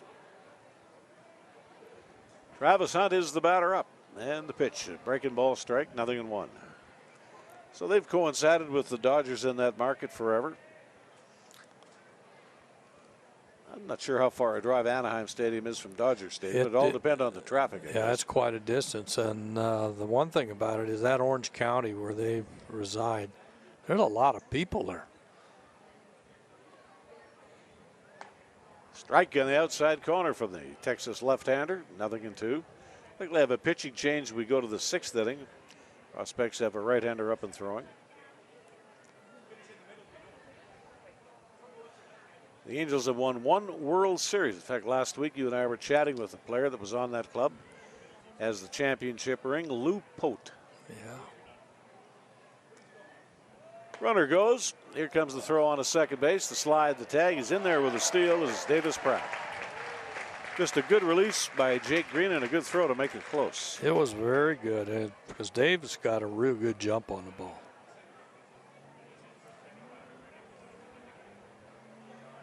Count of a ball and 2 strikes. Prospects with a man in scoring position here in the last half of the 5th inning.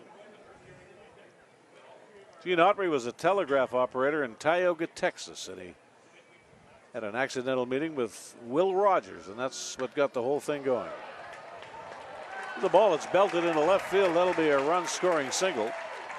As Davis Pratt comes in to score, and the Prospects put another one on the board. They get a 3-0 lead.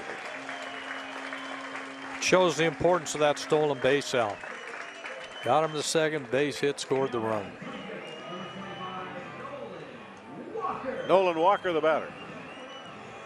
You mentioned about the prowess of Gene Autry as a businessman. His first $1 million was earned on a Gene Autry mail-order guitar.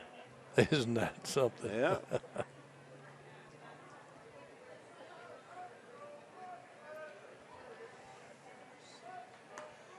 He was telling us when he was here in 1983 that when they were filming those serial westerns, right? In other words, they'd come on at the start on Saturdays when you went to the matinee, and they'd maybe have 10 episodes in a series, and at the end of each one, of course, you're almost ready to die. There's a sinking line drive that eats up Solomon at second base. They'll put men at first and third. The throw is a little bit up the road, and nobody at second for a potential throw. Get a look at this one here. Well, he went to his knees to try to grab it. I'd score that a hit. I think you have to score it a hit. Jake Geary is the batter. They filmed those serials just out in the desert, just outside of Hollywood. And they didn't have chance for retakes or anything else. They might be filming a scene and an airplane would fly by. Well, no big deal. Just keep on a rolling. You used to see that in those old films. You see the contrails or whatever. It's supposed to be done. Car driving by. Yeah. You know, it's interesting to talk about Gene Autry and all the things that he did in his life. But that great song, Rudolph the Red-Nosed Reindeer, which was, it still is one of the great classics for Christmas music. Years ago. We'll get to that story when we move along to the top of the inning. This should do it. It's a pop-up between home and third base, and the catcher, Jake Green, is there to grab it. But the Prospects played a run, and they do it on a pair of hits, no errors, and 2 men stranded. 3-0 Edmonton through the opening 5 innings today. It's matinee baseball on ICU video. There you get a look at the new pitcher in the ball game, number 15, Braden Owens.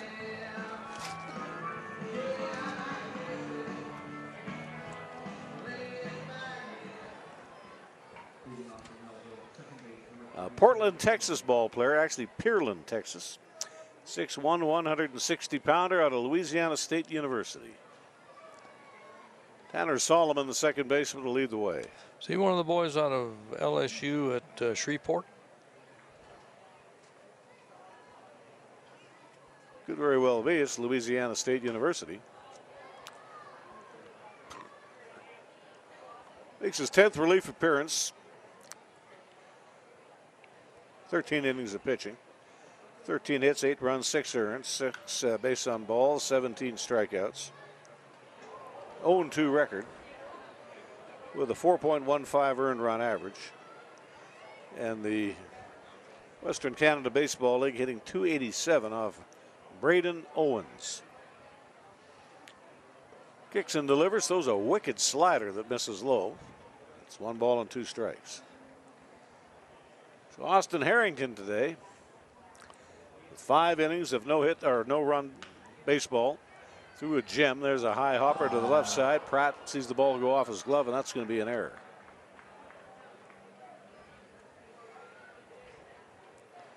He twirled a 2-hitter through the opening 5. He got by without his best stuff, but he got by. He really did, and he made pitches count, and he got some real help from his fielders too, especially his right fielder today. How many pitches did he throw? Have a look. He threw a total of 57 pitches, but only 28 were strikes. Double play depth in the infield. A breaking pitch to Marquise Irvin, who's got a 1-for-2 afternoon going, and it's a count of 0-1.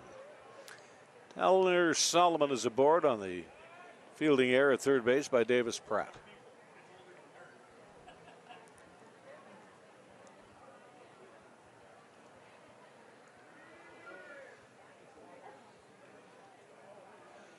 Millionaires will be home sometime tomorrow morning. It's not exactly around the corner. Melville, Saskatchewan from Edmonton, Alberta. He's thrown 5 straight breaking balls, all sliders, and that was a strike. Nice late life on the pitch.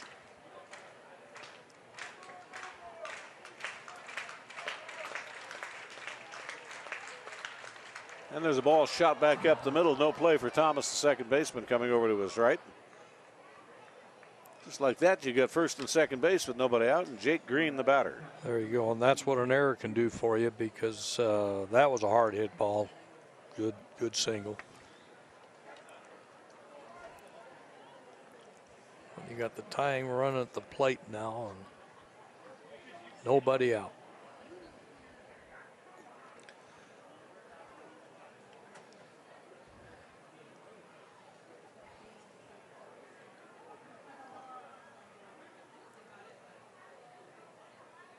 Here comes the pitch. Breaking ball at the knee, a strike to Jake Green.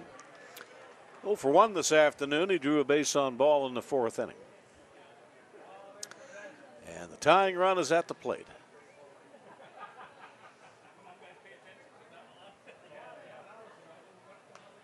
Fastball on the fists, and it's waved at and fouled off into the seats up the right side. Mr. Owens is throwing a lot of strikes. He's getting the ball in his zone. Just needs some help from his fielders now.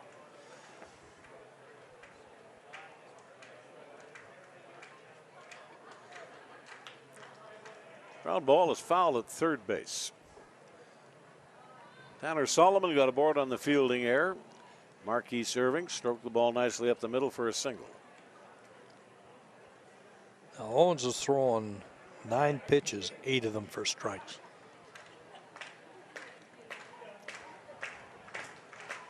Green batting .267 for the Millionaires. Wearing their road gray pants, their royal blue tops, the blue and white trim.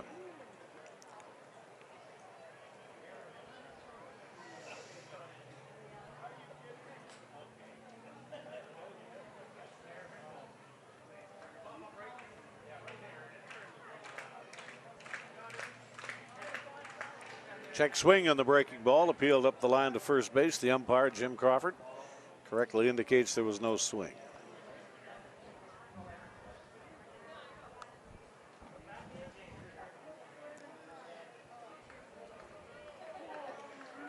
Double play depth in the prospect infield. The outfield is straight away. Count even. Here's the 2-2 pitch. And the ball is popped up into short left field. It'll fall in for a base hit, and that'll load the bases. Just a little looping single into short left field. Yeah, nothing hit hard here except for that one single over second base. Had that first chopper, we had an error on third baseman, and then that little looper. That ball is hit into no man's land. And Caden Zacharias, the shortstop, will be the batter. 1 for 2 today. He was picked up on the back end of a fly ball double play. Thought sure the ball was not going to get caught. Well, it was. There's an off-speed pitch, big looping curveball in there for a swinging strike. 0-1.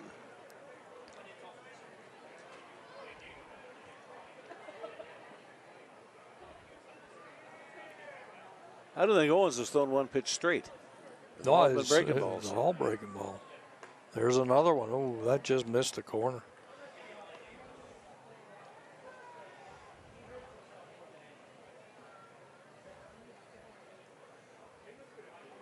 Tying run is on base here in the top half of the 6th inning. There's nobody out in the inning. And the fastball is going to get by Jake McDonald. Everybody's going to move up 90 feet, and the wild pitch brings in the Millionaires' first run. And that is an unearned run.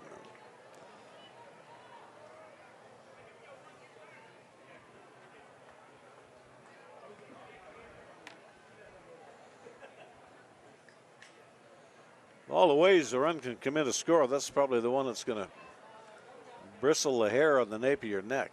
Well, that's for sure.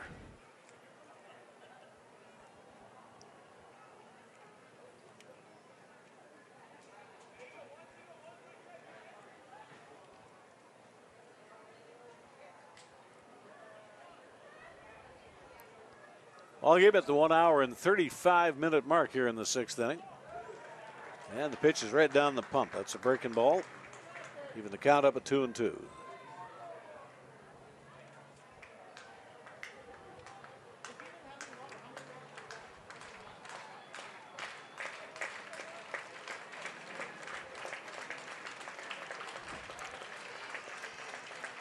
Here comes the pitch. It's a swing and a miss. Changeup gets him.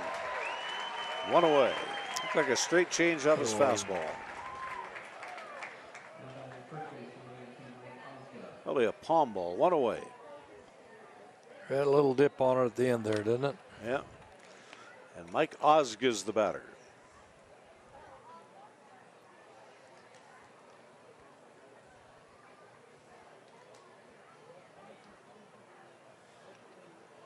An 0 for 2 afternoon for Mike Osga, batting .273 for the Millionaires. And the pitch outside, ball 1.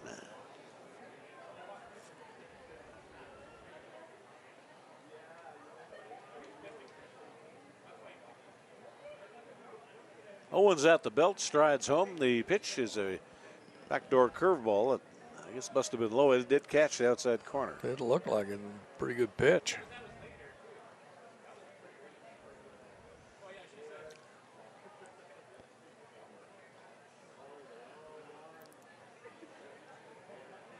Marquis serving at third base. Jake Green takes a short lead off at second.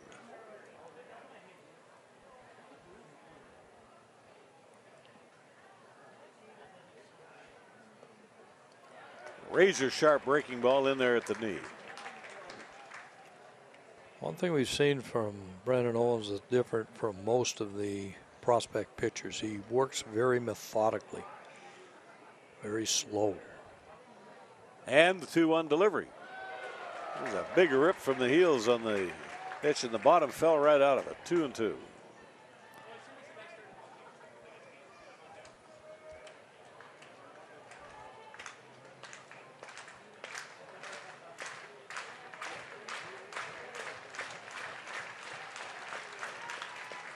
Ball is put into the play. It's a slow roller off to the right-handed side, fielded by Thomas on to first. And a run batted in for Mike Osga.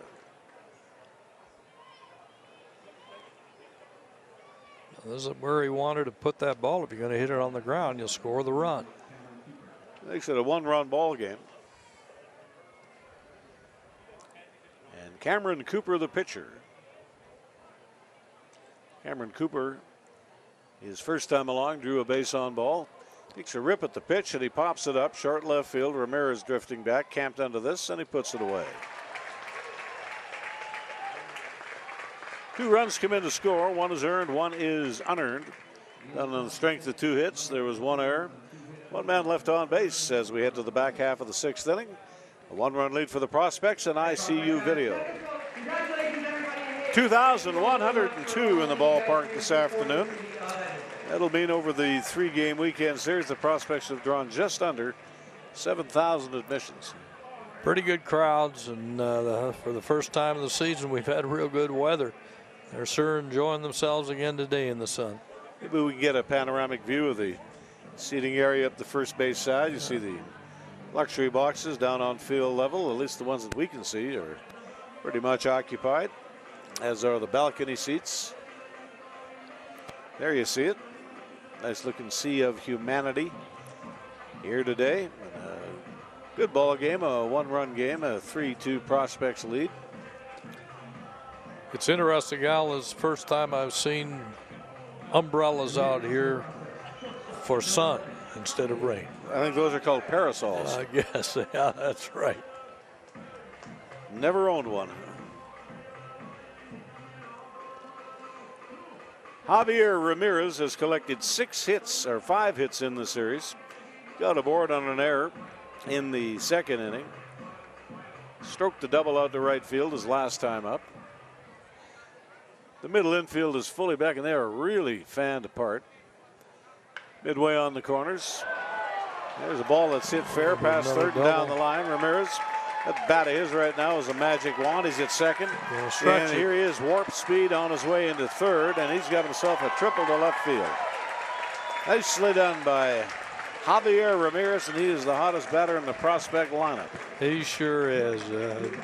Just swinging a confident bat and using that good speed he's got.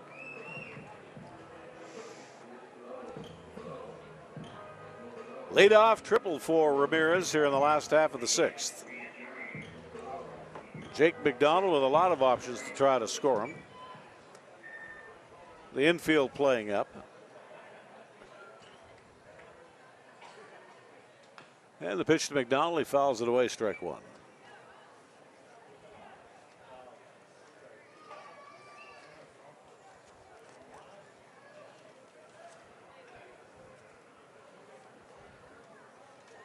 The ball is hit with a little something on it to either the right or the left of any of these infielders by a couple of feet. That ball will scoot through. A lot of matinee games today in the Western Canada League. Okotoks at Fort McMurray. They'll be on the diamond as we speak. And Moose Jaw is in Weyburn. Here's the 1-1 pitch. That's going to do it. That ball shot out into the gap in left field. It's going to fall in for a long single, and the Prospects take a lead of 2. It's a 4-2 ball game. Real solid hit here by Jake McDonald. Get her into the gap. Cut off by the left fielder, but a good RBI. Regina's at Yorkton today. Yorkton picked up their 3rd win of the season yesterday. A 3-1 win for Moose Jaw against Moose Jaw. Moose Jaw today is at Weyburn. And Medicine Hat is at Brooks to round out the games. Weyburn Beavers at 22-9, tied with the Regina Red Sox. Or 23-10 for the lead in the Saskatchewan division. They got a really nice run going there. Okotoks, barring a miracle, will win the Alberta division and probably go wire to wire to do it. They're 26-8, playing .765 baseball. They're loaded in that ball club, aren't they? Loaded for bear. They really are through their batting order and also on the mound. Batters 1 through 7, just about not a hole in that lineup.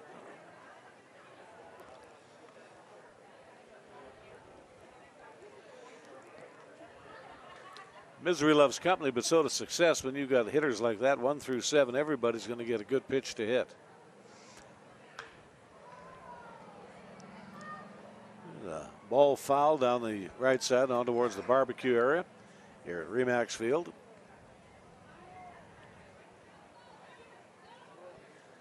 Javier Ramirez led the hitting off with a ball that he really pulled the trigger on, a 3-base hit down the left field line.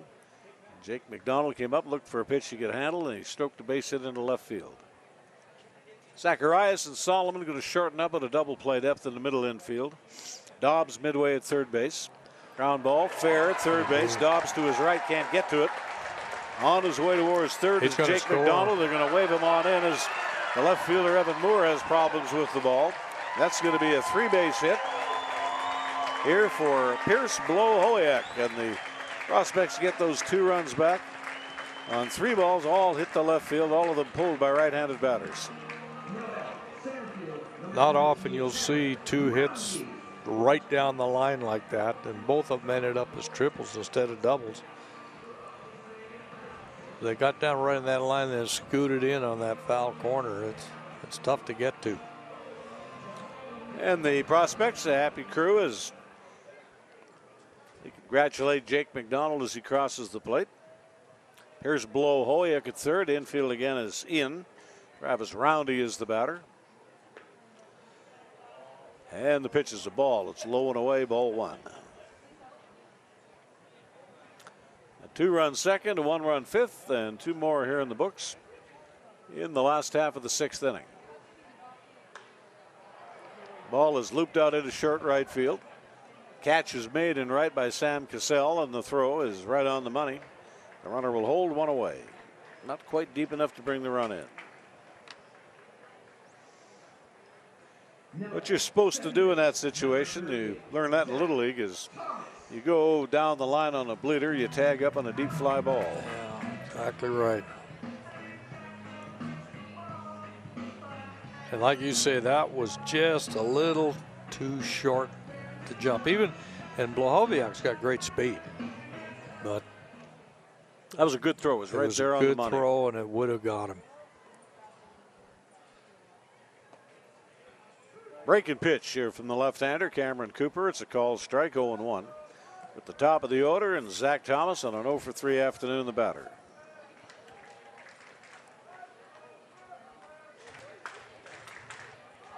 Wondering why they don't play the infield in with only one away, but they elect not to. And there's a fly ball to center. On this one. Marquise Irvin makes the catch. Here's the throw on one bounce to home plate. Sliding in and under it is Pierce Blahovic. That's an accurate throw. The ball was just deep enough, and Blaho beats it in. Watch on the replay. Good job by Blahovic on the slide to get underneath the tag. This is a very good throw.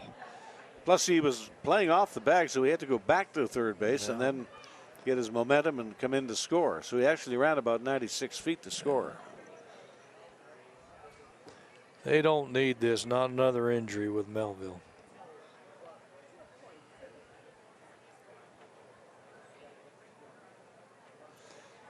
That is the catcher, Jake Green. And I think he's probably going to be able to stay in this ball game. Maybe we can get a replay on that play at the plate. See if he got smoked. Here it comes right now. And, I hear you see the runner's going to have to go back to third base. Gets back. He sees it dropping into the glove, and now he takes off. But watch him come underneath this. Really nice slide. Looks like he took his left leg out. Yeah.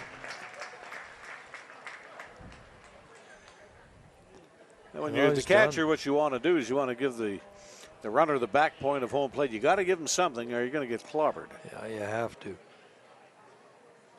Now, Blahoviac's not that big a man. They got him in the program at 200 pounds, but that's about 70 pounds or 30 pounds overweight for him. He's not big.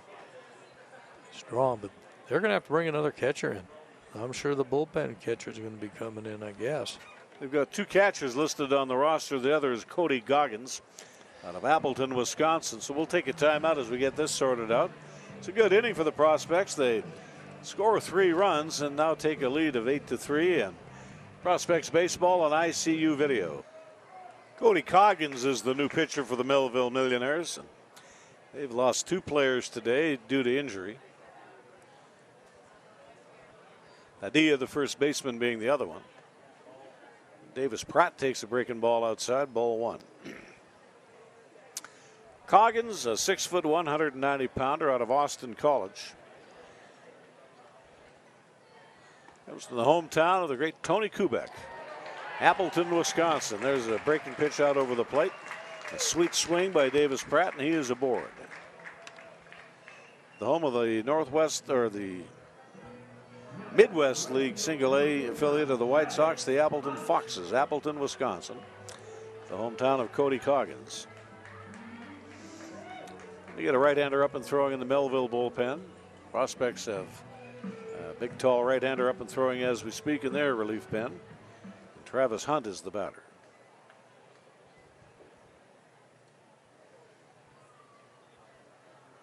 Got himself a stake in his last at-bat, a run-scoring single to left field. Ball 1 on the batter.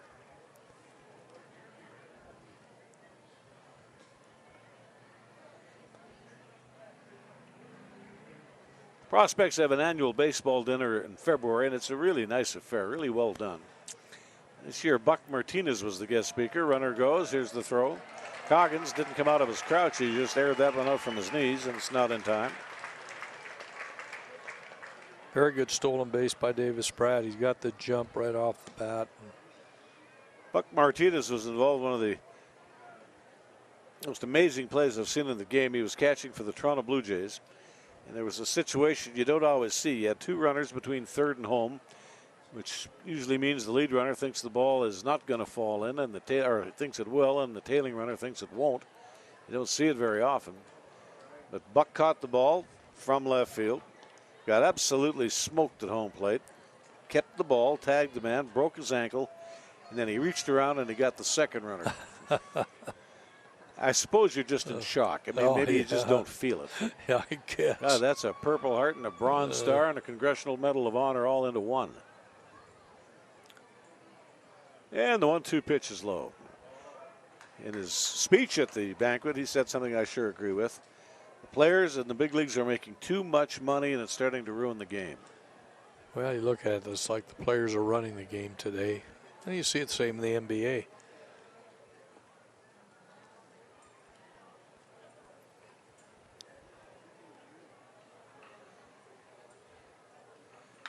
There's the pitch and a ground ball pulled to the left side of the diamond. A 2-hopper to Zacharias. His throw is not in time. It'll be a scratch single, put men at first and third. You're going to score that an error or a hit? I guess you probably get to score that an error. I would think, yeah. E6. Squared off on the ball. He didn't have to backhand it. No, just flat out dropped it and then picked it up. And you're not going to get Travis Hunt if you bobble that ball at all. He's got too much speed. I guess you ask yourself, well, what is the relative worth of an athlete? Well, the relative worth of an athlete is what the owner's prepared to pay you. Yeah.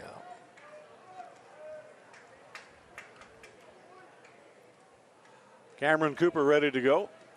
Pitches a strike and an uncontested steal of second base. Travis Hunt with a headlong slide to the bag.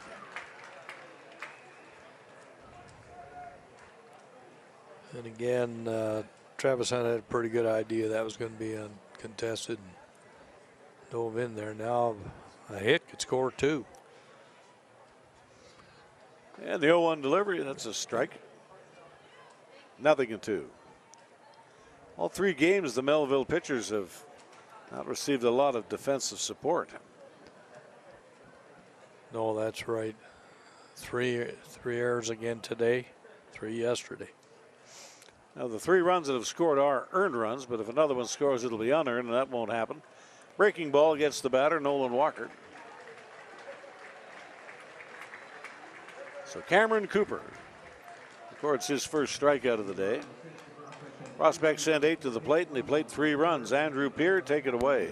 Thank you very much, Al. Just want a couple of notes to bring your way. The Prospects now with a 6-2 lead in this ball game, looking for a 5th consecutive win. They haven't done that all year. Last time they had a win streak of 5 games or more was around this time last year. Started on July 10th, ended up being a 6-game win streak. The team heating up at the right time. They'd win their final 4 games as well to end last season before going into the postseason and upsetting the Okotoks Dogs in the first round of the WCBL playoffs before eventually falling to the eventual champions, the Medicine Hat Mavericks, in the second round of playoffs. And on the Melville side, something to bring your way is manager. We saw Mike Green thrown out last night after arguing a call over at first base. That's the 3rd time this year he's been ejected, so he's going to actually face a 1-game suspension.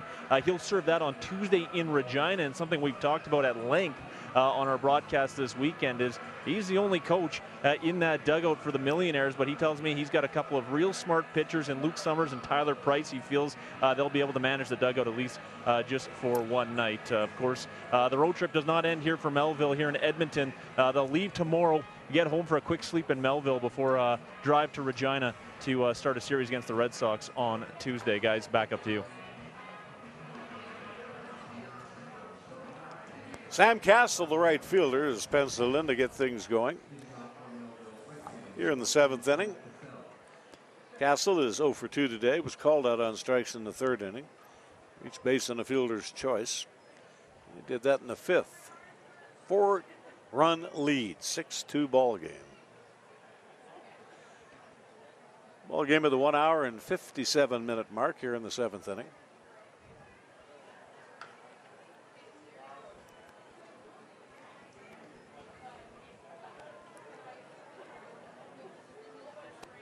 Brendan Owen threw a lot of pitches in that last inning of the 6th inning. He threw 22 pitches, 14 for strikes. Check swing, and the pitch is in and over for a called strike. We're at 0-2. Yeah, and his breaking ball has really looked good in these this short time we've seen him pitch today. Prospects with a left-hander up and throwing in the bullpen. Fully back on the middle infielder, midway on the corners. The outfield is straight away. And the breaking pitch brings the count to 1-2.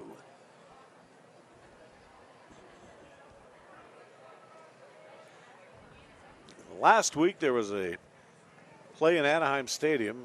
The Angels were hosting the Houston Astros, and it was a play where the Astro runner collided with the Anaheim catcher, just cut him right in two, and he got a 2-game suspension for it. They've really tried to start to protect the catchers a little bit. There's the pitch, and you can see it's a strike. They have, and you know, you go back to fellows like Johnny Bench and that, the guys who were, even back years before that, Yogi Berra, blocky guys, and they took a lot of punishment back there. Because at one time, the rule was that the runner had the right to the bases and the base paths.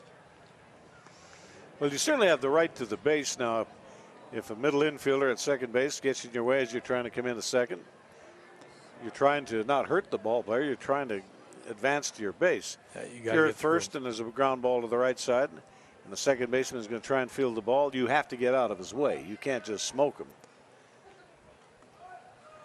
You'll get charged with base runner interference, and the batter will be safe, and you'll be out.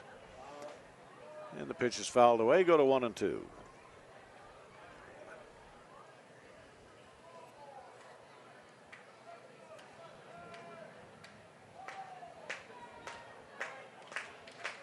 Braden Owens, his second inning of relief. He throws the pitch down and away.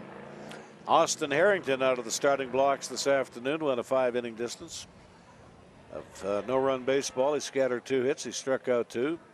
He walked 3 batters, and he threw a wild pitch. He battled out there today. Didn't have his best stuff, but he got through it.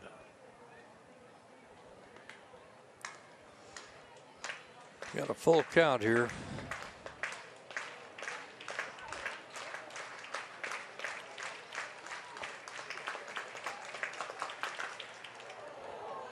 As the ball is well hit down the left field side, it's out of the ballpark in foul territory. He really nailed it, but he hit it foul of the pole. He sure did. He got around on it pretty good.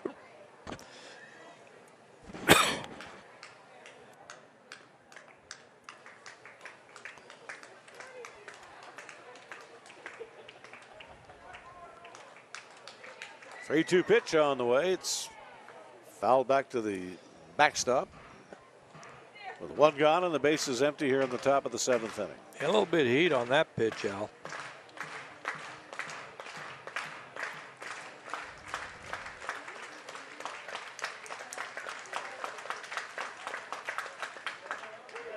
Breaking ball is a called 3rd strike. Threw that one right down Broadway. That was a beautiful pitch. Here, let's look at it on the replay for the center field camera. It Curveball. just drops right down in the bucket. Jordan Blundell, the prospect field manager, makes his way out towards the mound. That's going to do it here today for Braden Owens. The prospects will go to a big left-hander coming out of the bullpen. We'll take a timeout. This is Edmonton Prospects Baseball on ICU Video. There, get a look at the new pitcher, a left-hander, number 35, Hayden Dow. Comes into the ball game, but the base is empty and 2 away. Hayden Dow out of St. John, New Brunswick, 6'1", 205-pounder. Attended the Prospects Baseball Academy. Makes his 7th appearance out of the bullpen. 5 innings of pitching. 10 hits, 6 runs, 5 earned runs.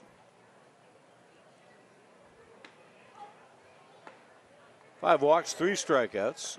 Quoted a save and a 10.80 earned run average.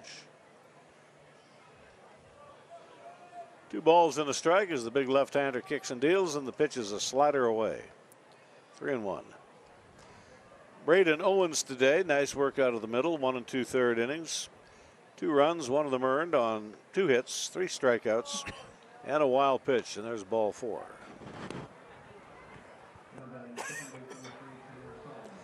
Tanner Solomon, the second baseman, the batter up. 4-run lead for the Prospects. 6-2 ball game here in the top of the 7th inning. 2,102 in the seats and an ideal afternoon to play a game of baseball. Well, the folks have seen a lot today. There's been numerous very good plays in the outfield. Travis Hunt with 2 outstanding assists. Count is even at a ball and a strike. Monday and Tuesday, off days for the Prospects. Our next telecast will come your way 10 minutes to 7 o'clock on Wednesday night. Same thing on Thursday against the Brooks Bombers.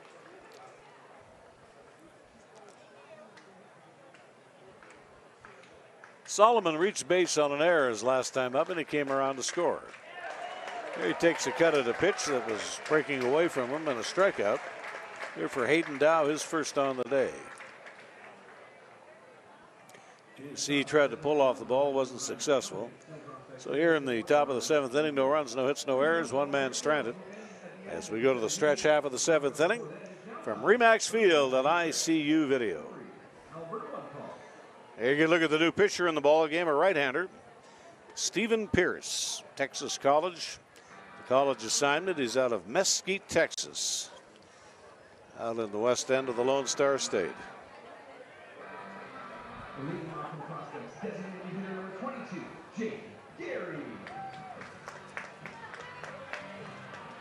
And Jake Geary will be the leadoff batter.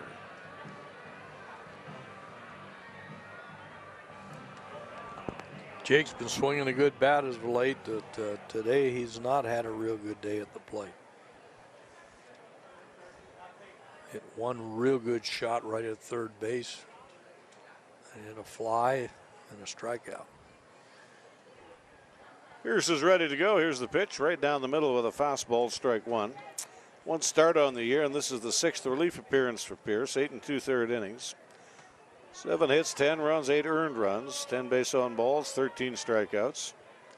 An 0-1 record. And an 8.30 earned run average. And the league hitting a collective 212 off Stephen Pierce. Cameron Cooper today, the left-hander, 3 innings, 4 earned runs on 7 hits, 1 strikeout, and 1 base on ball. Javier Ramirez and Jake McDonald. 5, 6, and 7 hitters in the prospect order are due up. A fastball too high, 1 ball and 2 strikes.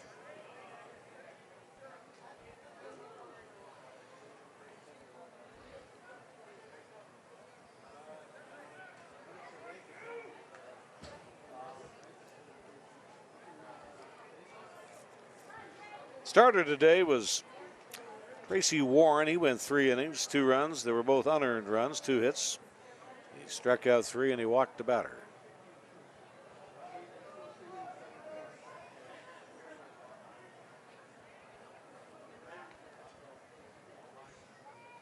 Long stride home, and here's the pitch. It's a breaking ball. He hung it a little bit too high, full count.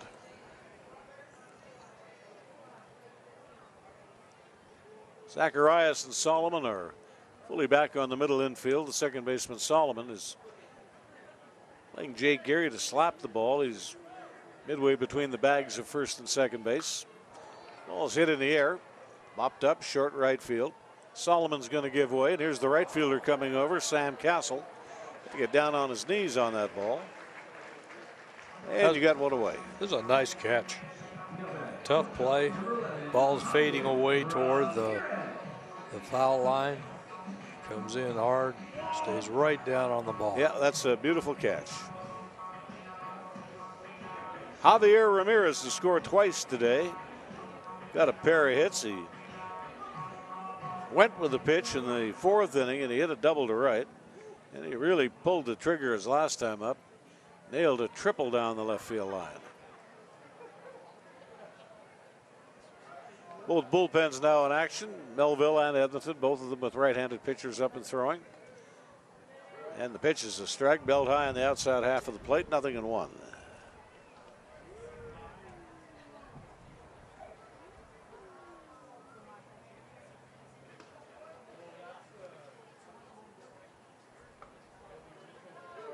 Sinker ball catches the inside corner, go to 0-2. I think that fooled Javier a little bit. It's a good pitch.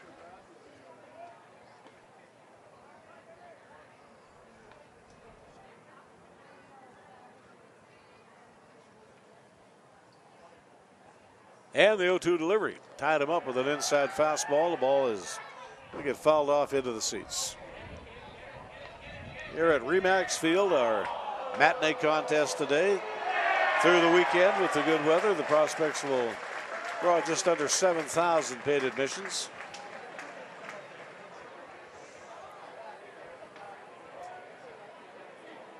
And the 0-2 delivery. Didn't get full this time. He loops a little flare up the middle in the center field. The center fielder, Marquis Servant, dove for the ball, made a game effort to try to get to it. Javier is going to pull into scoring position on a little dying quail into his left center field for a double. 3 hits today, all of them extra base hits. Made a nice try for it. Tried to get that ball on the bundle, make the catch on the fly, couldn't do so. Again, Ramirez showing his good speed.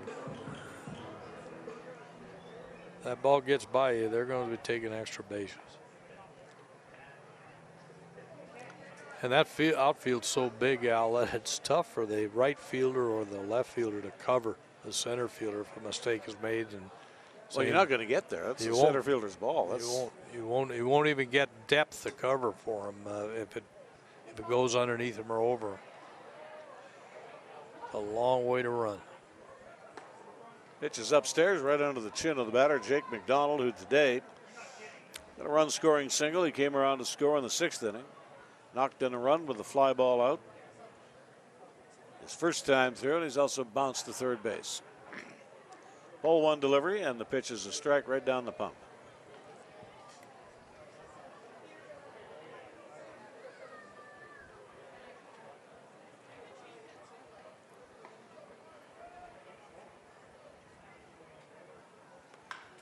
The pitch and a base hit up the middle. Jake's having a good day. Ramirez will hold at third, and you got Ben on the corners. Jake McDonald with his second knock of the afternoon. And Pierce Blohoyak will be the batter.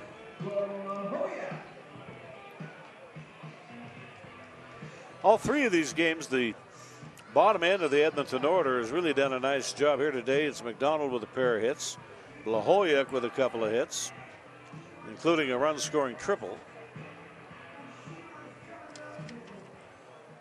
Last night, Tanner Roundy batting out of the 9-hole. He went 3 for 3 with 3 runs batted in. He pulled 2 pitches and he slapped the other one.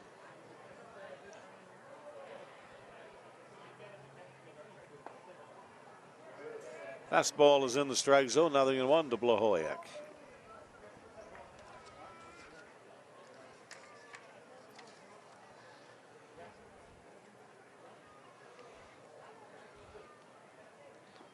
Ramirez at third, McDonald at first, double play depth in the middle infield.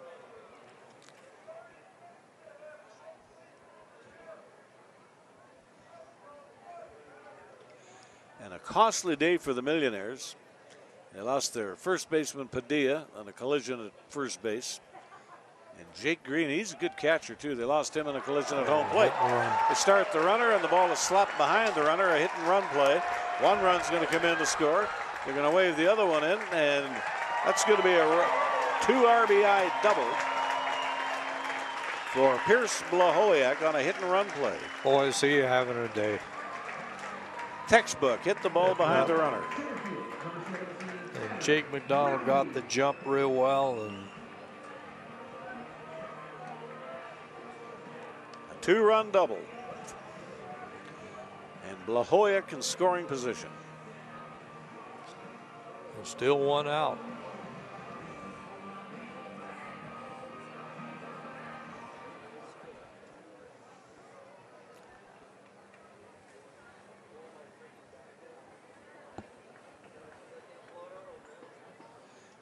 Jake Geary led the inning off with a fly ball out. Then Javier Ramirez with that magic wand he calls a bat with a double. McDonald with a single. They started the runner, and Blahoyak with a 2-run double to right field. We're getting shortchanged on the scoreboard. It's an 8-2 ball game, not a 7-2. Yeah, they'll get there.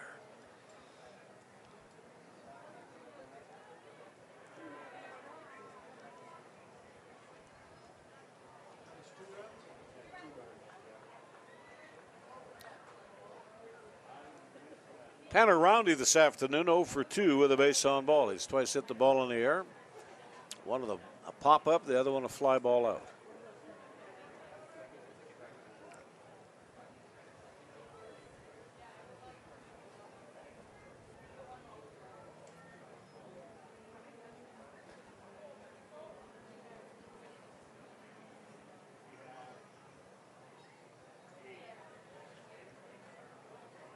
Price working really slow and deliberate.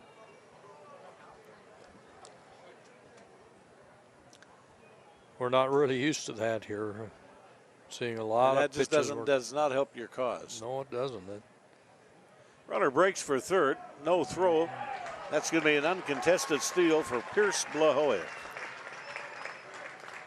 And this can be so important now. Fly ball can score the run.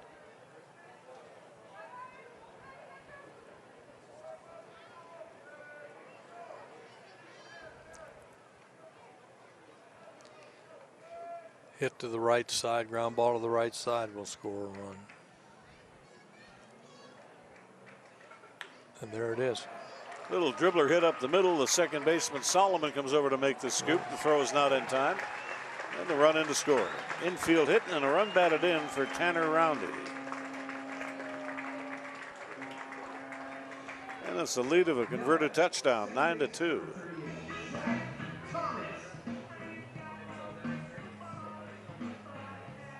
Zach Thomas is the batter at the top of the prospect order. This will be his 5th trip to the plate in the ball game. He's 0 for 3 with a sacrifice fly.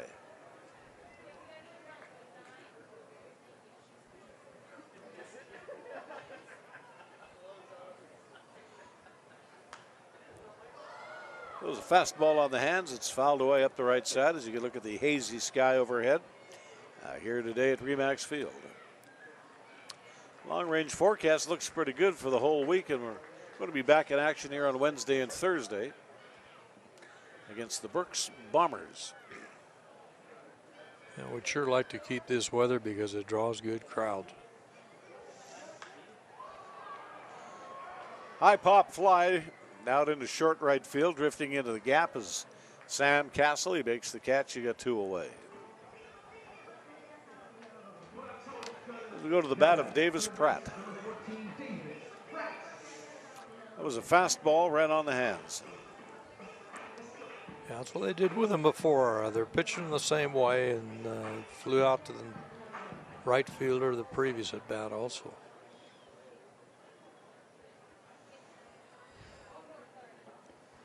Pratt walked, stole a bag, came in to score in the 5th inning. Looped a base hit into right center field in the 5th. He's also struck out and popped up in the ball game.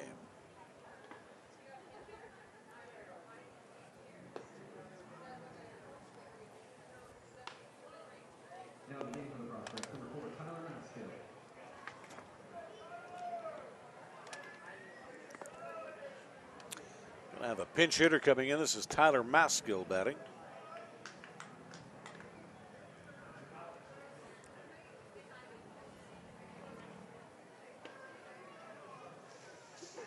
Two balls and no strikes to Maskill. I would imagine he'll just go to the 8th inning and assume the spot out in right field. There's a little dying quail in a short right field. It falls in for a single. And that'll put men at 1st and 3rd. A pinch hit single for Tyler Maskill. Good job by Roundy on this. He's got very good speed. Center fielder. He gets the jump on it, gets to 3rd. But nice bat control in there by Tyler Maskill. Well, he just didn't try to do too much. He Well, got the Slapped ball. the ball into right and gets a single. Absolutely. Got the ball on the outside of the plate. And like you say, just slapped her out there. Travis Hunt is 1 for 3 today with a run batted in, and he takes a strike.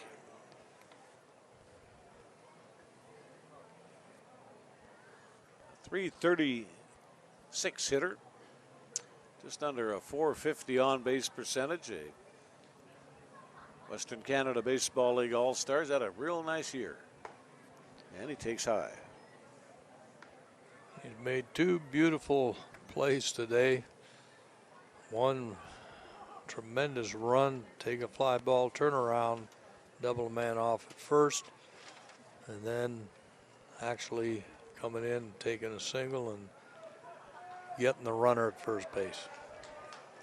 Tyler Maskill was on the move. The pitch is in the dirt. The base runner will get credit for his stolen base. Puts 2 men in scoring position. Travis out of Moreno Valley, California, Benedictine University.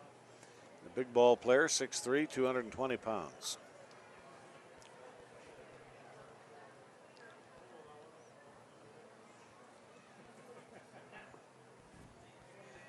Out is here now at ball 3. 3 balls, 1 strike, 2 away, and 3 runs have come in to score.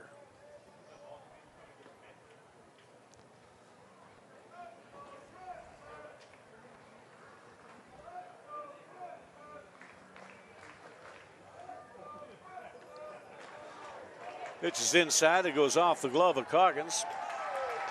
And coming on in to score on the wild pitch is Tyler Maskill. Check that is Tanner Roundy that scores on the wild pitch. First base, number 25, Nolan Walker. And it is not a good afternoon for the Melville Millionaires. Oh, it's starting to get a little ugly. You know, started early when they had that injury to their first baseman, and then an injury to their catcher. First 2 pitchers actually pitched pretty well for them. Both Tracy Warren and Cameron Cooper. Edgar Harrell will come in and swing a pinch hit bat for Nolan Walker. And at first and third base. 4 runs have come in to score, and as you correctly pointed out, a game that's starting to get a little bit ugly. Pitch is high and outside, 1 ball and no strikes. Now, Edgar Harrell is a cousin of Jake Gary, and they grew up together, played ball together most of their lives. Line drive, base hit. No, line drive caught by the second baseman, Solomon. A good play by Solomon. Yeah, it was. He stole a base hit away from the batter. Did. Edgar Harrell. 9 batters come to the plate here in the last half of the 7th inning. 4 runs come in to score. And they're all earned runs, done on 5 hits, no errors, and 2 men left on base. Head to the 8th inning. And kind of a runaway ball game today at Remax Field and ICU Video. 4th pitcher on the day for the Prospects. You see him there getting loose. And that is Zach Harrington. Hayden Dow with a 1/3 of an inning distance today. 1 strikeout and 1 base on ball. Did not surrender a hit or a run. Now, Zach Harrington from Magnolia, Arkansas. Plays at Texarkana. Texas A&M at Texarkana, which isn't far from his home. He'll make his 12th appearance in the season, all in relief. 24 innings, 36 hits, 16 runs, 13 earned, 7 base on balls, 17 strikeouts. Got a 3-win, 2-loss record. Has not recorded a save, a 4.87 earned run average. But he has been stingy to Western Canada Baseball League hitters. They're hitting a collective 178 of Zach Harrington. And Marquise Irving, the center fielder, to lead it off. Harrington low with the first pitch, ball 1. Zach Harrington is not a big man, but he's got pretty good velocity on the ball.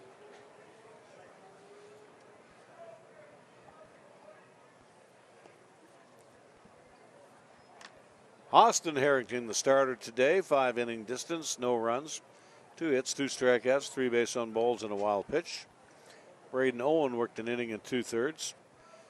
He gave up 2 runs, 1 of them earned, 2 hits. He struck out 3.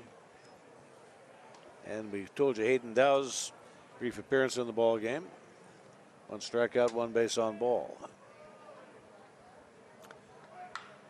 Then the 3-0 pitch, that one airmailed out into the gap in left field. Coming on over, and Pierce Blahoyek drew a nice beat on that ball. Ran a great route to it. We'll get a look at that on the replay. That's a web gem. It is, and this is what he does well. He gets a good jump on the ball, comes off the bat. Elongates himself into the ball. And if you're the batter, you got to be thinking, what did I ever do to you? Yeah, isn't that the You truth? just stole a double from me. Well, get used to it. You see plays like that in the game all the time. So Harrington's got an out. Jordan Blondell makes the walk out to the mound, and we're going to have a pitching change. So that's a union afternoon for him. 1 batter, 1 out, and he's done for the day. Let's take a break. This is Edmonton Prospects Baseball on ICU Video. Matt Erickson, there you see him up on the bump, the 5th pitcher today for the Prospects. Out of Boulder, Colorado, 6'1", 200-pounder. Attends Yale University.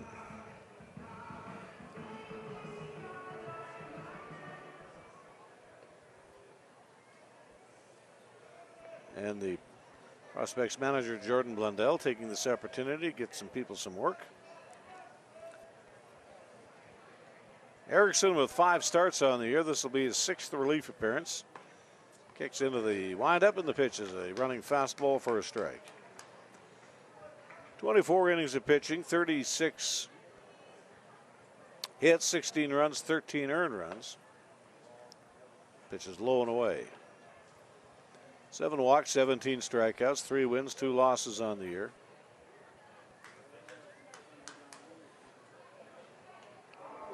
And a 5.08 earned run average.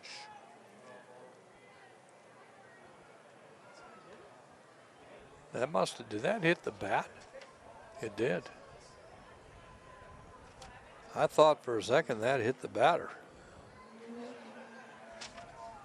Cody Coggins is the batter. Strike in the outside corner. That's a hard, flat slider.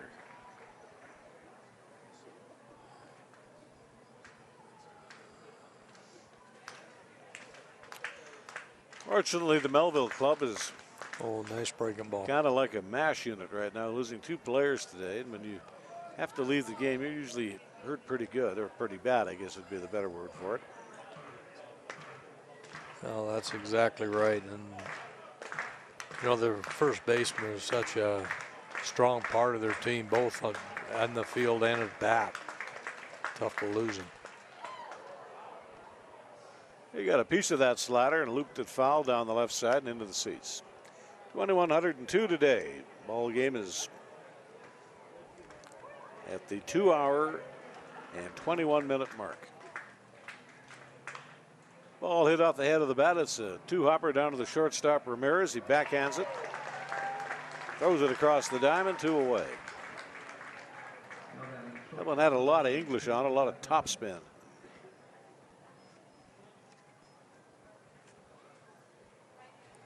And Caden Zacharias is the batter. Right-handed pitcher up and throwing in the Melville bullpen. Zacharias this afternoon is 1 for 3. It's on the back end of a fly ball double play in the 2nd inning. He broke early, cleared second base when the ball got caught by Travis Hunt. And couldn't get back in time, not even close to being back in time. Strike on the outside block, go to 1 and 2. Throwing these hard sliders, just catching the corner.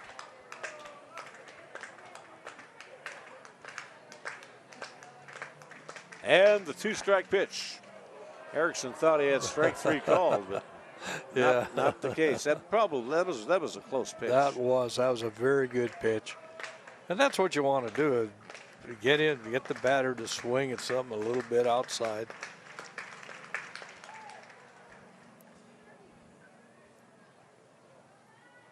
Boulder, right outside of Denver, in that beautiful part of the world, the the home, Colorado Rocky Mountains. yeah, the home of the University of Colorado.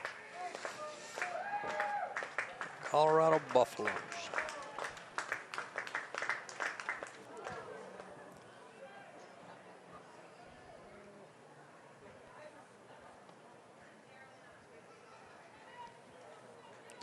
I'm wondering if Matt Erickson is going to get the 9th inning also.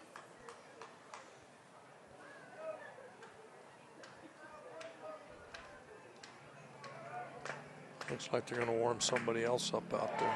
That'll do it. That's a high fastball right up in the wheelhouse of the batter. And Caden Zacharias is out on strikes. Swing and a miss. Zero's over in the top half of the 8th inning. The Prospects lead by a 10-2 tally. This is Prospects Baseball on ICU Video. New pitcher in the ball game is a right-hander, Frankie Almenendez.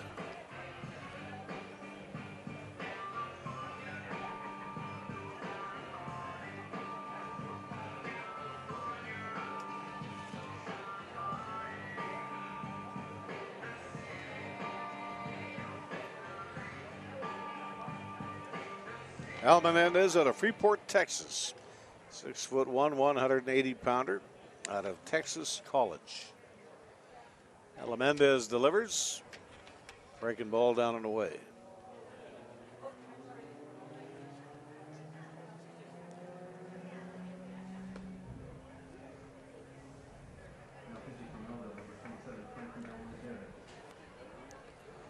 Proper pronunciation is Frankie Almendarez.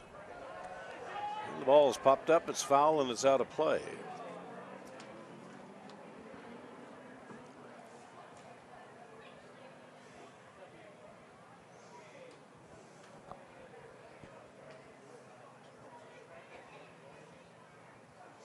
And we have a pinch hitter standing in here for the Prospects.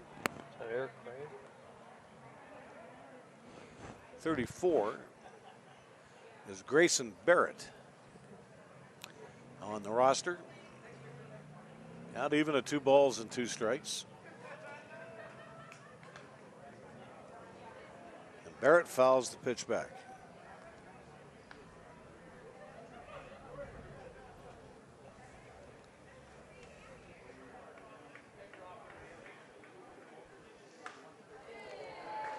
The fly ball belted out into right field and into foul territory. Just foul. Just outside the line. Al Melendez makes his 9th relief appearance, 9 innings. 8 hits, 6 runs, 5 earned. 6 base on balls, 7 strikeouts, 0-1 record. Earned run average of 5. 222, the Western Canada Baseball League hitting of Frankie Almenendez. Grayson Barrett taking over in the DH spot here today for the Prospects. As a batter, he's appearing now in his 3rd game. Here comes the pitch to him. That's at the knee, but a little bit inside. Go to 2-2.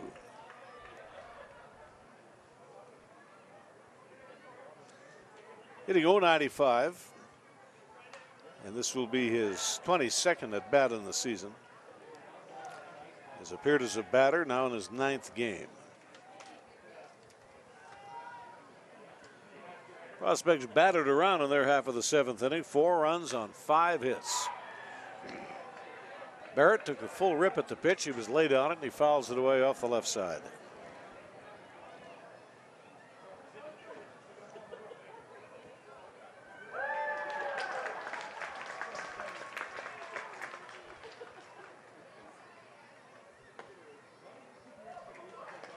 He draws a walk. Pretty good at bat for Grayson Barrett. Fouled off a number of pitches. Just kept working the count until he got the walk. Stephen Price works the 7th inning. So his pitching line today, a 1-inning distance, 4 earned runs on 5 hits. Walked the batter and he threw a wild pitch. And Javier Ramirez. 3 hits this afternoon, a pair of doubles and a triple. No runs batted in, but He has scored 3 times.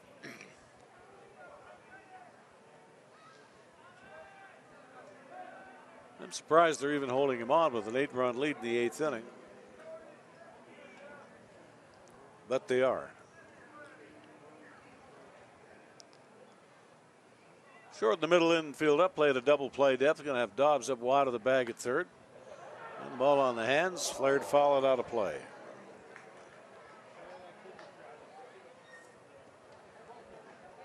In this last homestand of these 3 games, Ramirez has just been remarkable with his at-bats.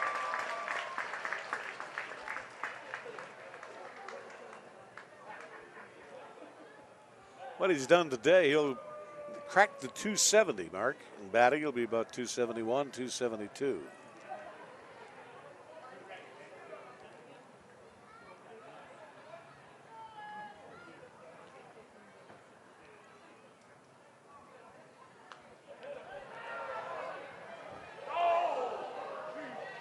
First Responders Day here at the ballpark.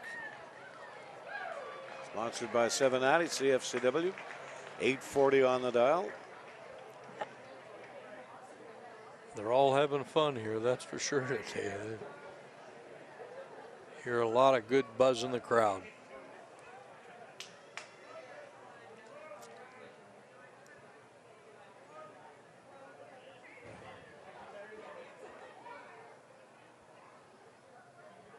And the pitch. This is a base hit that he belts in the left field. And that is his 8th hit of the series. And his 4th hit today. 5th time on base. Always enjoyed Sunday ball games. If you're at home, that means you could go home and have a Sunday night barbecue. If you're on the road, go and have a nice Sunday supper, maybe catch a movie. Unless, of course, you're playing in the desert. They just would not play Sunday afternoons. It's too hot. Oh, very hot. Play at night, no choice in the matter. Jake McDonald's had a good day.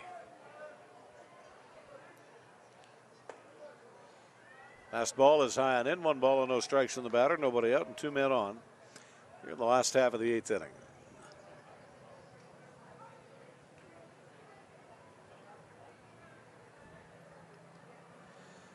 And the 1-0 pitch.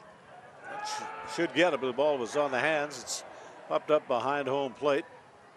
Coming over, making a basket grab is Coggins. He dropped the ball. He was late picking up the ball, and in fact, he didn't have a chance to throw away his face mask. Dropped it, so. You find the ball, you throw the mask in the opposite direction. As you can see, he's in a quandary. And now he gets over towards it, but can't make the play, can't squeeze the ball.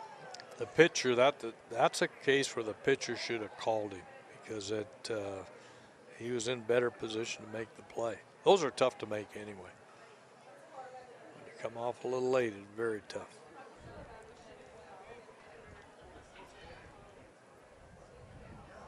Ball and a strike here to McDonald. Big lanky right-handed batter.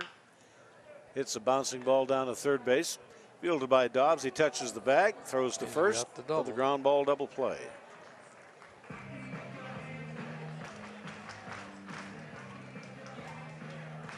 Nice play by the third baseman. Down up tags and lets her go.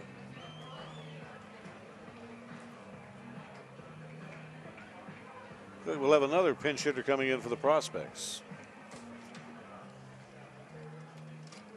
Number 29.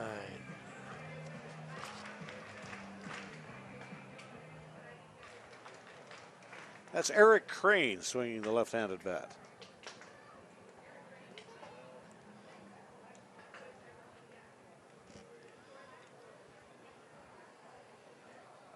Two gone on the ground ball double play. Crane takes a fastball strike, 0-1. I guess they figure that Pierce Blahoviak had had a pretty good day and give him a break. Hitting .250, Eric Crane. His 18th ball game, his 61st at bat as we speak. Ella Melendez delivers, and the pitch inside.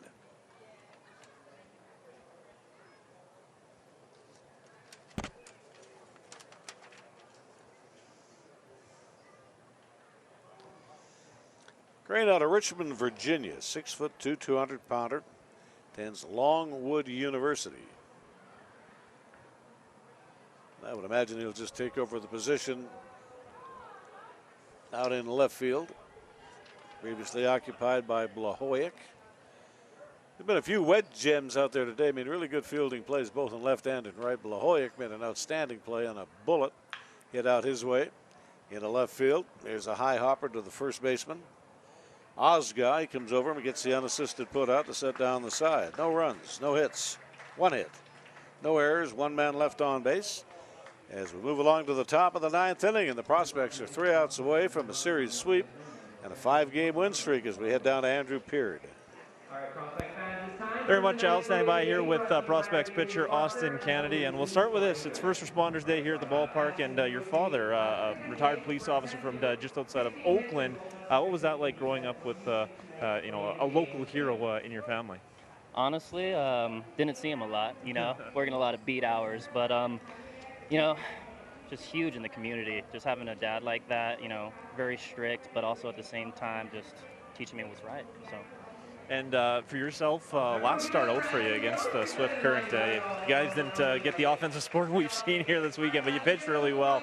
Just take me through the last couple outings for you. They've been very good. Honestly, just been looking to throw as hard as I can and have a bunch of fun out there and just work off my guys pretty much. So just trying to get better every day. Summer ball, having fun. You guys are 3 outs away from a 5-game win streak, your first of the season. It's been going right so far for this group this week.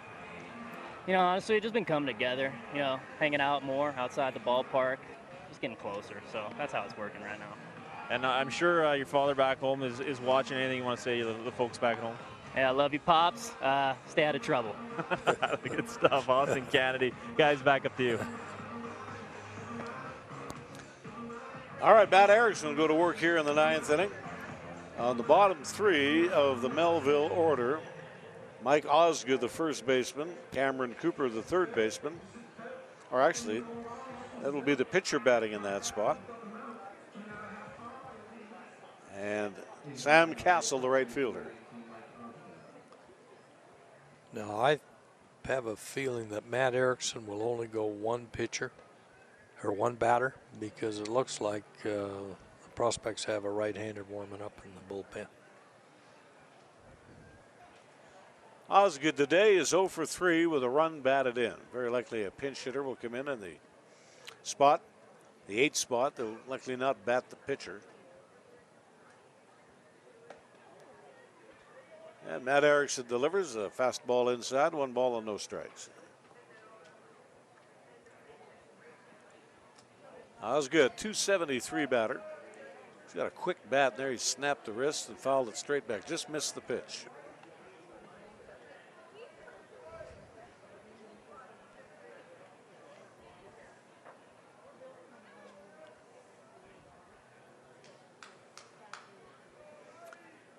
Wednesday night, the next action at the Diamond. Wednesday and Thursday against the Brooks Ball Club.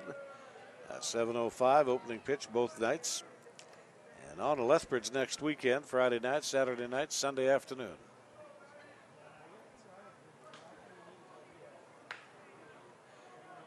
Ball is pulled up the first base side in fair territory, fielded there by Harrell. He comes to the bag, and there's one away. It'll be Almendarez batting. And here comes another relief pitcher. Matt Erickson is done for the day with an inning and a third under his belt. Let's take a break. This is Edmonton Prospects Baseball on ICU Video. New pitcher in the ball game is David Wiley, number 33. Big, tall right-hander, 6'3", 180-pounder, attends Azusa Pacific University. Matt Erickson with an inning in the third today. Zeros across with a strikeout. Frankie Almendarez is the batter up, and Almendarez takes a strike, 0-1. 15th relief appearance for Wiley.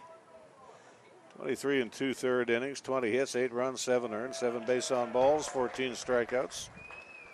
Logs a 1-2 record, 3 saves, and a 2.66 earned run average. Real nice totals for David Wiley. We just missed inside.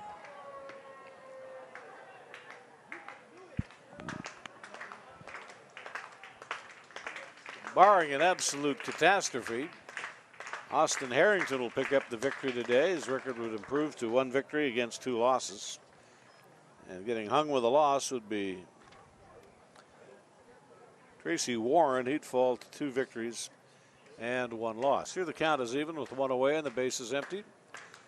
It's 2 balls and it's 2 strikes. On the stretch, Harrington delivers. The batter requests the time be called. That'll be a no pitch.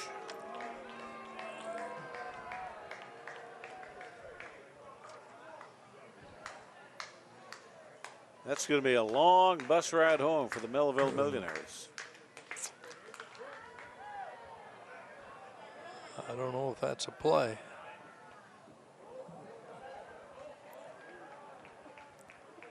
They'll be back in action on Tuesday night. They'll have tomorrow off, and they'll be in Regina.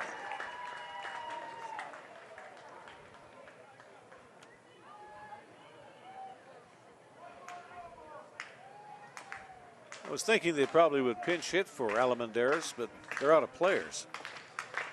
They are threadbare. They sure are. It's been a tough series for them. Well, a tough Alberta trip for them.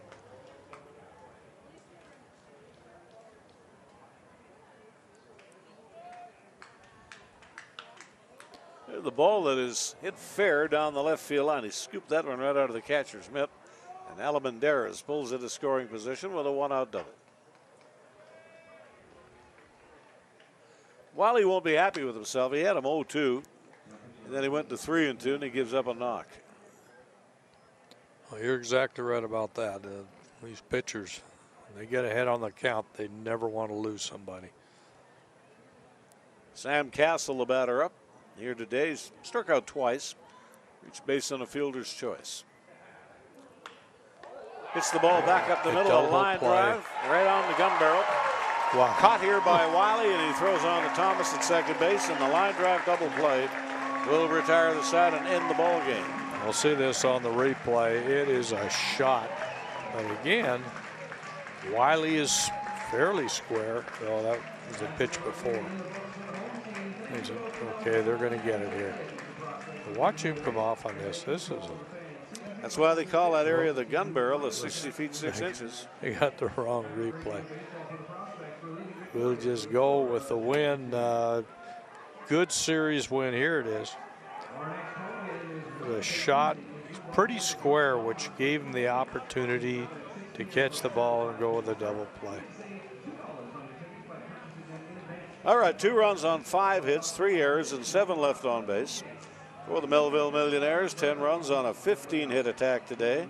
1 error and 10 left aboard for the Edmonton Prospects, who have now put together a 5-game win streak, and they're doing it at a very appropriate time in the season. With right around 20 games remaining, the Prospects are now 1 game off 500. They're 19-20, and the Millionaires will fall to 13 victories and 22 losses. Ball game today went 2 hours and 49 minutes in front of 2,102 in the stands. Andrew Peart, it's all yours. Thank you very much, Al. Standing by here with prospect shortstop Javier Ramirez. And Javier, you're hitting the ball really well. 8 hits over the course of the weekend. What's going so right for you up the plate? You know, I'm trying to help the team. We got a great streak right now.